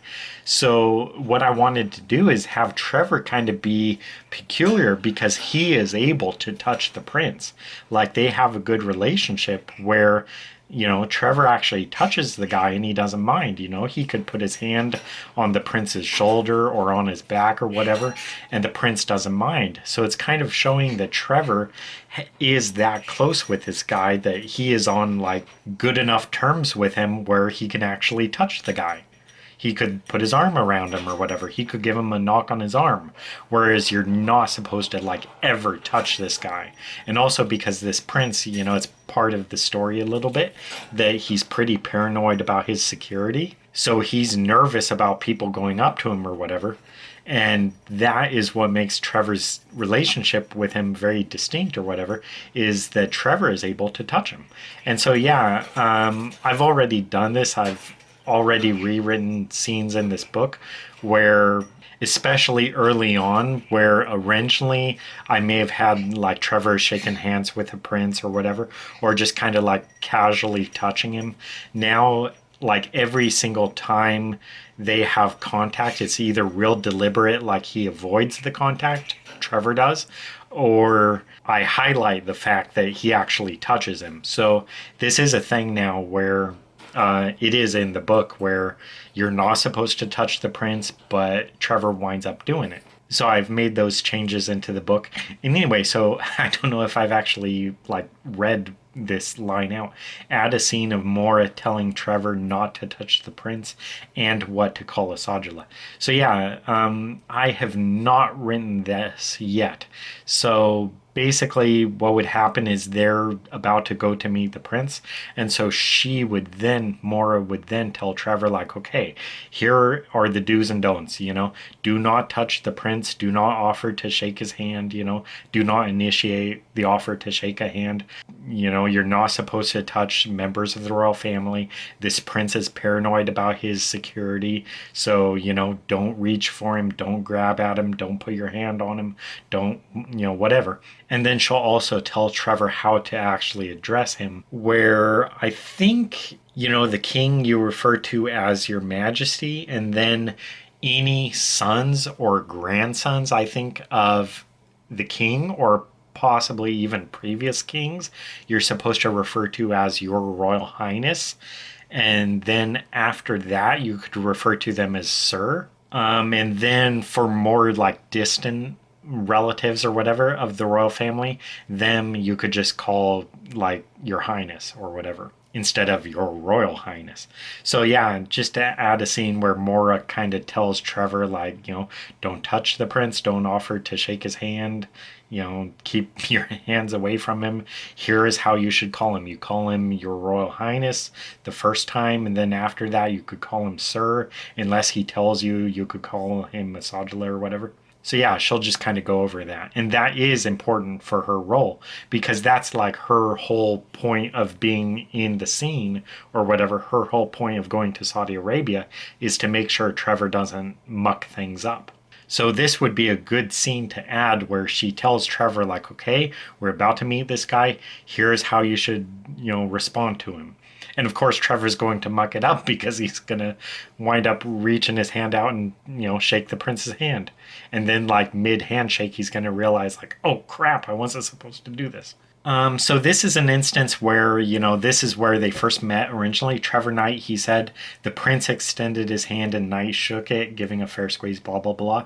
Well, that would be okay. If the prince, extended his hand to shake, yeah, you go ahead and shake his hand. But I did not want them to shake hands at this point, so I actually changed this line to where, Trevor introduces himself. Then it says, remembering Mora's instruction to whatever. So Trevor does not, stick his hand out to shake. And neither does the prince. So the prince does not offer a handshake here, and neither does Trevor. At this point, Trevor does wind up forgetting later on, like after they do business. But in this moment, they just meet. So Trevor's like, okay, don't touch the guy. And Asajala doesn't try to touch him either. Okay, this is also a part that's kind of concerning me. This is like the first time Asajala and Trevor are meeting. And what Trevor does is Trevor actually talks to him quite extensively about like light rail and stuff because that's what the prince is interested in. He wants to do all these different projects, like one of them is light rail in Saudi Arabia. And that's something that Trevor's company, the National Engineering and Mechanical Agency, that's something they would do is they would work on, light rail systems and all numbers of things. So in previous books, this was kind of an issue in previous books is that you didn't really see Trevor Knight too much at his job. So you don't really see what he actually does for his job. But in this case, you actually see this is like a business meeting between these two. So Trevor is talking about light rail. And this scene actually goes on for like, I don't know how long exactly, like 5 pages, where they're talking in depth about light rail and why you should have light rail and why you should not have cars and why buses are better than cars. But people don't like taking buses because they think only poor people ride the bus and they want to have a car so they could drive and go anywhere they want. But Trevor talks about like how many passengers or whatever, how many people a lane of road moves for a car compared to a bus, compared to light rail. So in this whole chapter, like 5-6 pages, whatever, Trevor is going on and on talking about like the benefits of light rail and also like some of the risks of it and just on and on, 5-6 pages. And I'm kind of concerned readers may be like, oh my gosh, this is so freaking boring. Like, I'm so tired. Why are you talking about light rail? Like, move on. Is this going to be the whole book? Like, these characters finally meet, Trevor and Asajala, even though this is like, I don't know what, page 30 or whatever. But they meet and then it's just like 6 pages of like, let me talk to you about the benefits of light rail for mass transportation systems and just going on and on. So I'm worried like I might lose readers here where they're just like, this is so freaking boring. But I actually like added a line. I don't think I took a picture of it for you guys, but I actually wrote a line where Trevor says something to the effect of like, after the meeting, he's just thinking like, if he would have read in a book like a chapter about light rail, he would have just quit the chapter or skipped the chapter or whatever. So I kind of play on that idea like, I realize I could be losing readers because of this chapter. They could be bored out of their minds. But I'm also showing what Trevor is doing for his job, what Trevor does for his work. And I'm actually like quite interested in this stuff. I'm kind of fascinated with like all this transportation stuff. So I like watching videos on YouTube and stuff about like, traffic fixes and how to fix traffic intersections and stuff and just how you could design better cities for humans rather than for cars. I'm kind of a little bit, obsessed with that in a way. I love those kind of videos. So this whole chapter is kind of me venting that part of, my interests or whatever. So this whole chapter is just Trevor talking about like, let me tell you about why cars are bad. So yeah, I don't know. I know readers could be bored out of their minds by this chapter. Oh my goodness, look at all that. So I think what happens here is this is probably actually where they have their meeting, and then Trevor like just sticks out his hand to shake, and the prince shakes his hand back. And after shaking hands for a second or two, Trevor is like, oh crap, I just, shook his hand. I wasn't supposed to do this. And so yeah, that's just like, showing all of that. So yeah, I oh man, again, I don't know how much information to tell here, but it says up there Ariel and Schuler meet Taki and Jamie, and then below that it says pursuing the stone. So basically what I have here in this act is, oh man, how exactly do I say this? There are several chapters here, and I was really struggling with the exact ordering of these chapters, because what I was trying to do was like mix the chapters up. So I have like a Trevor and Mora chapter, and then I have like an Ariel and Schuler chapter. Those are two characters introduced in the previous book, Ottoman Destiny. So there's kind of two storylines going on here. There's Trevor and Mora with the prince, and then there's this storyline with Ariel and Schuler and this stone. And so I'm kind of jumping back and forth between the chapters. But when I was actually really thinking about it, I'd think like, okay, this chapter, like whatever, say chapter 6 with Trevor and Mora, it may take place at whatever, let's say afternoon. But then the next Ariel and Schuler chapter may have been set during the morning. And then the next Trevor and Mora chapter maybe took place at evening and into like the very early hours of the morning, and then it'd go back to Ariel and Schuler, and maybe it'd be afternoon or something. And so I was just jumping back and forth between the characters, but the timing, I guess, was all mixed up. So one chapter it might be early morning, the other chapter would be afternoon, then it'd go back to the other chapter and it'd be late evening, then it'd go back to the other storyline and it'd be late afternoon. And so yeah, it just did not fit at all. So I had to think for quite a while, trying to think how to actually make these like sync up. Because kind of what I want the idea to be is that these scenes are happening like simultaneously to each other. But it's difficult because, I mean, some scenes very specifically begin like in the afternoon and they carry on into like the late evening or even the early hours of the morning or whatever. But then other scenes might be like specifically like a lunch or dinner scene. So I can't just like... Again, I don't know how to say exactly. Anyway, I think you guys would be getting my point, is that, yeah, so for these two storylines, the timing was way off. So what I was trying to do is figure out a way to reorder the chapters to have the timing match, have a morning chapter, then the next chapter would be a late morning chapter, then switch storylines and it'd be an afternoon chapter, and then switch storylines again and it'd be another afternoon chapter, or it'd be a late afternoon chapter, so it'd be chronological. But it wasn't really that easy because I tried like ordering the chapters so they would be exactly chronological. So a morning chapter, a late morning chapter, a late morning chapter, an afternoon chapter, whatever. But it didn't fit just because of the way the chapters are written, because like some of the chapters are specifically like they have to happen at night or whatever, or maybe they take several hours, while the other scene, the other storyline may just take a few minutes or whatever.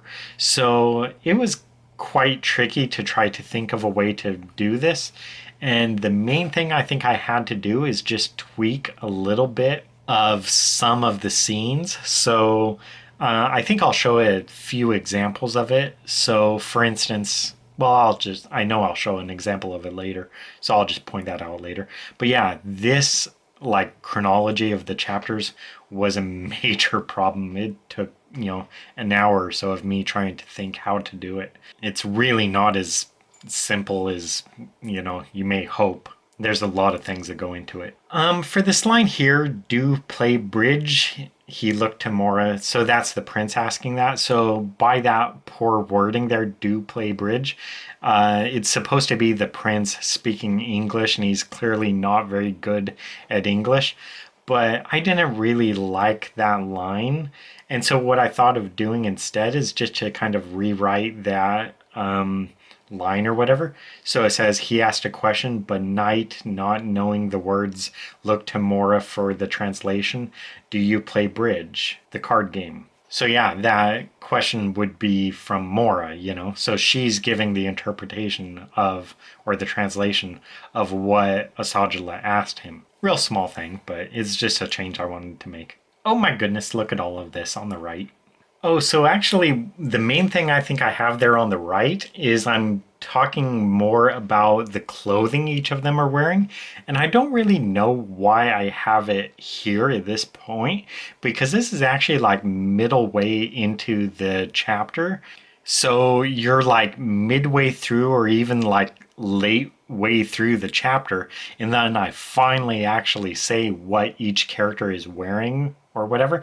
I forget like the exact reason why I have it here, but for some reason I just thought like, I could have more details about, what they're wearing here, even though I think I really should have it earlier in the chapter, because if like readers are picturing like Trevor Knight wearing shorts for this scene, and then right here you find out that, oh, he's actually wearing a dress outfit, he's wearing a dress shirt and he's wearing slacks or whatever, and readers may think like, oh, well, I was picturing him wearing shorts and a polo shirt or something. And just like I said earlier about why I don't usually like description, like does a character have a beard or not? Do they have a mustache? Do they have clean clothes or do they have a dirty shirt? For a lot of that, I think readers can kind of fill in those details themselves. That's why I'm kind of a minimalist. And so just for the scene here, in the same way, I didn't describe in detail what each character is wearing, because I thought originally like, well, they could kind of be wearing whatever people kind of want them to wear. I mean, they're going out on the yacht, so maybe Trevor is wearing swim trunks because maybe he anticipates going swimming. Or also, he may have just been in the pool back in his hotel, so maybe he still has his swim trunks on. Maybe that's what readers are going to fill in those details for themselves. But then here, midway through, I actually say like, oh no, he's actually wearing a suit and Mora is wearing a dress and the prince is wearing this and the deckhands are wearing this. So these are really details that if I have them, I should include them earlier. So like as soon as they say like a deckhand arrived to whatever, to give them a motion sickness pill, I should then at that point say how the deckhands are dressed. So yeah, I'll probably have to move all these details earlier into the chapter, just wherever they would fit. But yeah, that's basically what all that stuff on the right is I'm telling what each character is wearing, because for whatever reason, I just thought at that point in the book, I could introduce that. Again, I don't know why. I should have just introduced it when you first met the characters. But again, the reason I didn't do it when you first met them was because I thought, well, I don't really care what they're wearing. I don't care if the deckhands are wearing white shirts or red shirts, or if the deckhands are wearing jeans, or if they're wearing shorts. It's not important. Readers could have them wear whatever they want. But if I'm going to say what the characters are wearing, I should introduce that earlier. I think what I wanted to show you guys here is just like zoom in to show you like, look at how small of writing I have, and just like, gosh, can anyone read any of that?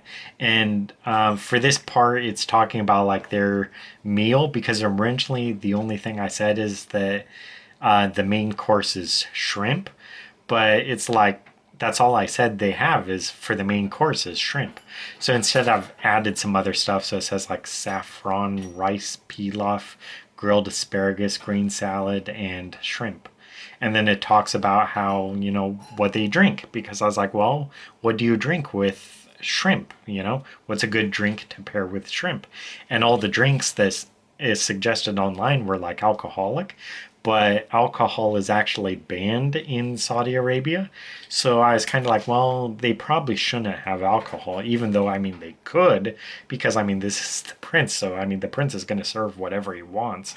And how I mentioned they have a bar on the yacht, you know, there's a bartender there, whether they actually serve alcoholic drinks or not. So yeah, it just says what each character is drinking. So I think it says they have sparkling water, and then the prince's wife wants lemonade. So Mora asks for some lemonade too, because the shrimp is kind of spicy. Because that's something it said, like for like regular shrimp, sparkling water is good, but for spicier shrimp, lemonade is kind of a better drink, is what it said online. So that's what I have them drinking. And again, if you hear any noise, it's because Nibbler is in the background taking a bath. It's always kind of funny to me to hear Nibbler splashing around. He'll look like a drowned rat when he's done.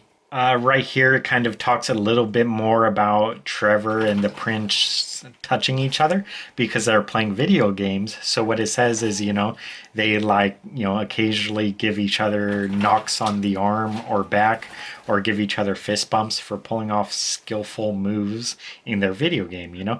So they're sitting beside each other playing video games. And so, yeah, that's kind of how they kind of get on touching terms, you know, where, you know, at this point already, this is still like the first night they have met. They only met that morning, and now in the evening they're playing video games together side by side, and Trevor's able to like give the guy knocks on the arm like, dude, good move, you know.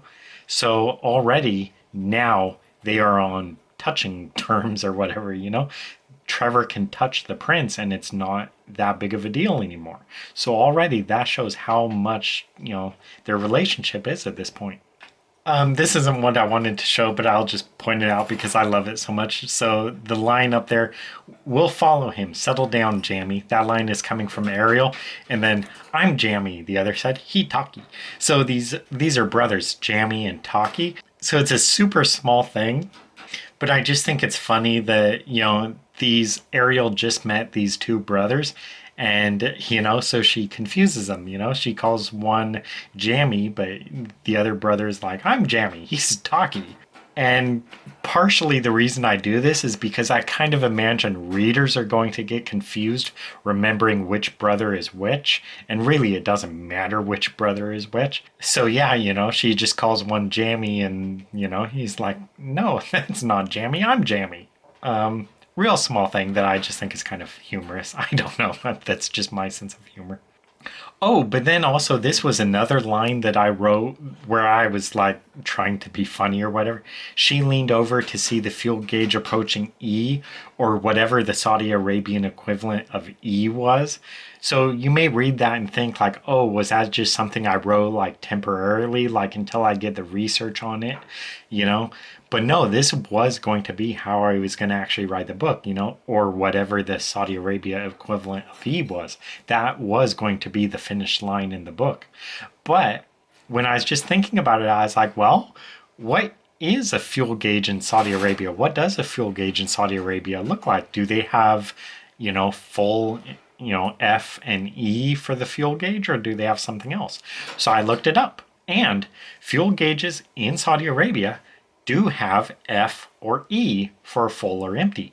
But it also said that some fuel gauges, some cars in Saudi Arabia, have a 1 and a 0. 1 is full, 0 is empty. So I added that as well. So I said, you know, to see the fuel gauge approaching E, no different than, I don't know exactly what that says, but cars in Saudi Arabia, basically. Though some cars in Saudi Arabia had an O for full, or I got it the opposite, a 1 for full and a 0 for empty, or whatever. So yeah, so fuel gauges in Saudi Arabia are F or E, or 1 or 0. But in this car they have, it's just like a regular F and E fuel gauge. So it's no different than the fuel gauges they're used to. So it's just a real small detail, but yeah, I like having those details because it's like, well, what do fuel gauges in Saudi Arabia look like? Does it have some like Arabic lettering instead? No, it's F or E, just like Western cars. Again, this is kind of me just being cute or whatever. So, the germophobic Lebanese asexual atheist dryly stated. So, I kind of expanded on it a little bit. The germophobic Lebanese asexual atheist criminal entrepreneur dryly said. Whew, that's a mouthful. And that's like a really deliberate thing where this character, you pretty much get all the details there. He's a germophobic guy. He's Lebanese. He's asexual. He's atheist. And he's a criminal entrepreneur. Those are all things you would learn about his character in this scene. So, a rock, the germophobic Lebanese asexual atheist criminal entrepreneur dryly stated. So, I just kind of like having that line. I don't know. Again, I think it's kind of funny. Where, ordinarily I could just say like a rock, the Lebanese man dryly stated. But nope, not a Sean Holt book, the germophobic Lebanese asexual atheist criminal entrepreneur. Again, I talk about this in the previous editing explained video for this book, where originally, basically this guy brings this rock into this collector, this wealthy Lebanese collector of stuff, and he wants to sell him this rock for a huge amount of money. And so originally the guy was like, I forget what he was going to offer him originally, but he originally offered him something like 50,000 reals or something, which is, I don't know what, like $10,000 or something. But it's still a rock. He's buying a rock from the guy. So it could just be a worthless rock. So originally I thought, whatever, 10,000 reals or whatever for a rock, that seems like way too much. So I changed it, you can see, to 500 reals, which I think is like $100. But instead I decided to change it even again, so I'll give you 50 reals for it.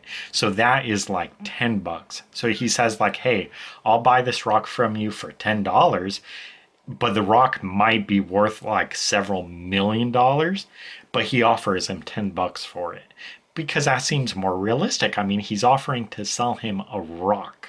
So why would he pay $100 for a rock, even if the rock is potentially worth millions of dollars?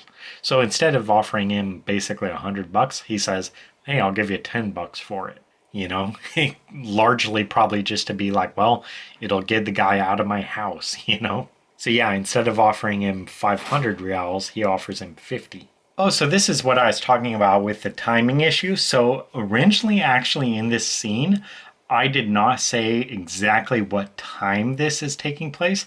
Basically, they're in a car chase through the city, and it's kind of implied a little bit that it's in the middle of the daytime. I mean, I don't think I expressly say that at any point in the scene what time it is, but I think you do see that people are out and about. And yeah, so I mean, it's kind of implied, oh, this is probably taking place during the daytime. But instead, I changed it to where it's actually like the wee hours of the morning. And so it says here, narrowly avoided hitting a woman crossing the street. And then I wrote in, despite it being beyond midnight. So yeah, that establishes a time. It is midnight. This chase is taking place, early hours of the morning. And so what actually happens is Trevor and Mora are just getting back from a meeting on the prince's yacht. So, for them, their last scene was the wee hours of the morning. So basically what happens is they have their scene on the yacht, and then there's this high-speed chase scene through the city, and then Trevor and Mora are going back to their hotel at like 2 o'clock in the morning or whatever, and then they stumble upon this high-speed chase. So that finally brings us two storylines together, So that's kind of one way how I was able to kind of reconcile the time differences or whatever. Because originally when I had this scene, it's kind of implied this car chase is happening in the middle of the day. But that would conflict with Trevor and Mora because their last scene was the middle of the night. So if it was going to be the middle of the day, this would have to be the next day after Trevor and Mora were on the yacht, So anyway, so I just had to write that little bit in there. So basically what's happening is Trevor and Mora are just getting back from the yacht at 2 in the morning or whatever, but that is when this car chase is happening throughout the city. Oh, and just the same way, so originally when I had this scene was just taking place somewhere quite randomly in the middle of the city, and I didn't expressly say where it was happening, because basically the idea was that, Trevor and Mora stumble upon the car wreck, and so I didn't originally explain like where they were because I didn't think it really mattered, because I originally thought this scene was taking place in the middle of the day. So they could be doing anything. They could just be sightseeing. They could just be going on a walk. They could be going out to breakfast. They could be going out to lunch. They could be clothes shopping. They could be doing anything. So originally I didn't explain what Trevor and Mora were actually doing in the town, but since I had that change where I wrote, it's the middle of the night, so I actually wrote here that the car chase or whatever kind of ends outside of Trevor and Mora's hotel. So they are, they go onto the prince's yacht, and then they go back to their hotel. They're going back into their hotel, and that's when this high-speed car chase, happens upon them. So that's kind of how I reconciled the time zone differences, or not time zones, but the different times or whatever. So it's real kind of complex stuff. It took a lot of thought to try to figure it out, but it's a real simple thing once I finally figured it out. It's like, okay, they're returning to their hotel late at night. That's all it is. And so the car chase is happening late at night. But it took a lot of work to try to figure that out, to try to make it be consistent with everything. So just a mess to think about. And just the same way. So originally, like this scene here was supposed to take place just like randomly any time during the day, but instead I added this line where sun in the ascent. So so now it's like 4 or 5 o'clock in the morning. So presumably they've just gone back, they had their excursion out on the yacht, and that was like 2 o'clock in the morning or whatever. Now it's 4 or 5 o'clock in the morning, and Nasajla is going across the street for something. So that sets up that now it's like 4 a.m. or something. Originally, the scene was just going to be like, sometime randomly in the middle of the day. It didn't really matter exactly when. But because of making all those changes, it fits that this would happen now at like 4 or 5 o'clock in the morning.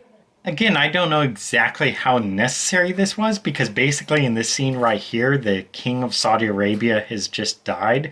And so Trevor has this line where he says, I'm sorry about your uncle. This is what he says to Asajala. And so I decided to add a little line where Trevor actually says, my condolences to you, your family, and your people. I don't know if it's a little bit ham-fisted or whatever, where it's kind of like going overboard or not. But Trevor is just trying to show that he's being real respectful and courteous and stuff to the royal family. Their king has just died. This guy Asajala, his uncle, just passed away right before his eyes. So Trevor, he's trying to be really, gracious and everything, real kind to him, real empathetic. I'm sorry about your uncle. My condolences to you, your family, and your people. And part of why that's important as well is because in the series, Trevor has not really been too empathetic. Trevor has been pretty, I don't know how to say, insulting or whatever. He's been pretty offensive to people. He's been pretty careless, pretty thoughtless. And here you can actually see he's really trying to do everything he should and show respect to these people and show empathy to these people. And so oh, and then also the line there at the bottom, the lines around her mouth sharpened. I didn't like that description at all, because to me it's like, what does that even mean? The lines around her mouth sharpened. So what I was trying to show was instead of necessarily frowning or smiling, or she just has a flat expression, where she's like, what's going on here? I don't know. So just that line kind of bothered me, like the lines around her mouth sharpened. Like, what does that mean? Does that mean she's smiling, or does that mean she's frowning, or what? So I just wanted to get rid of it.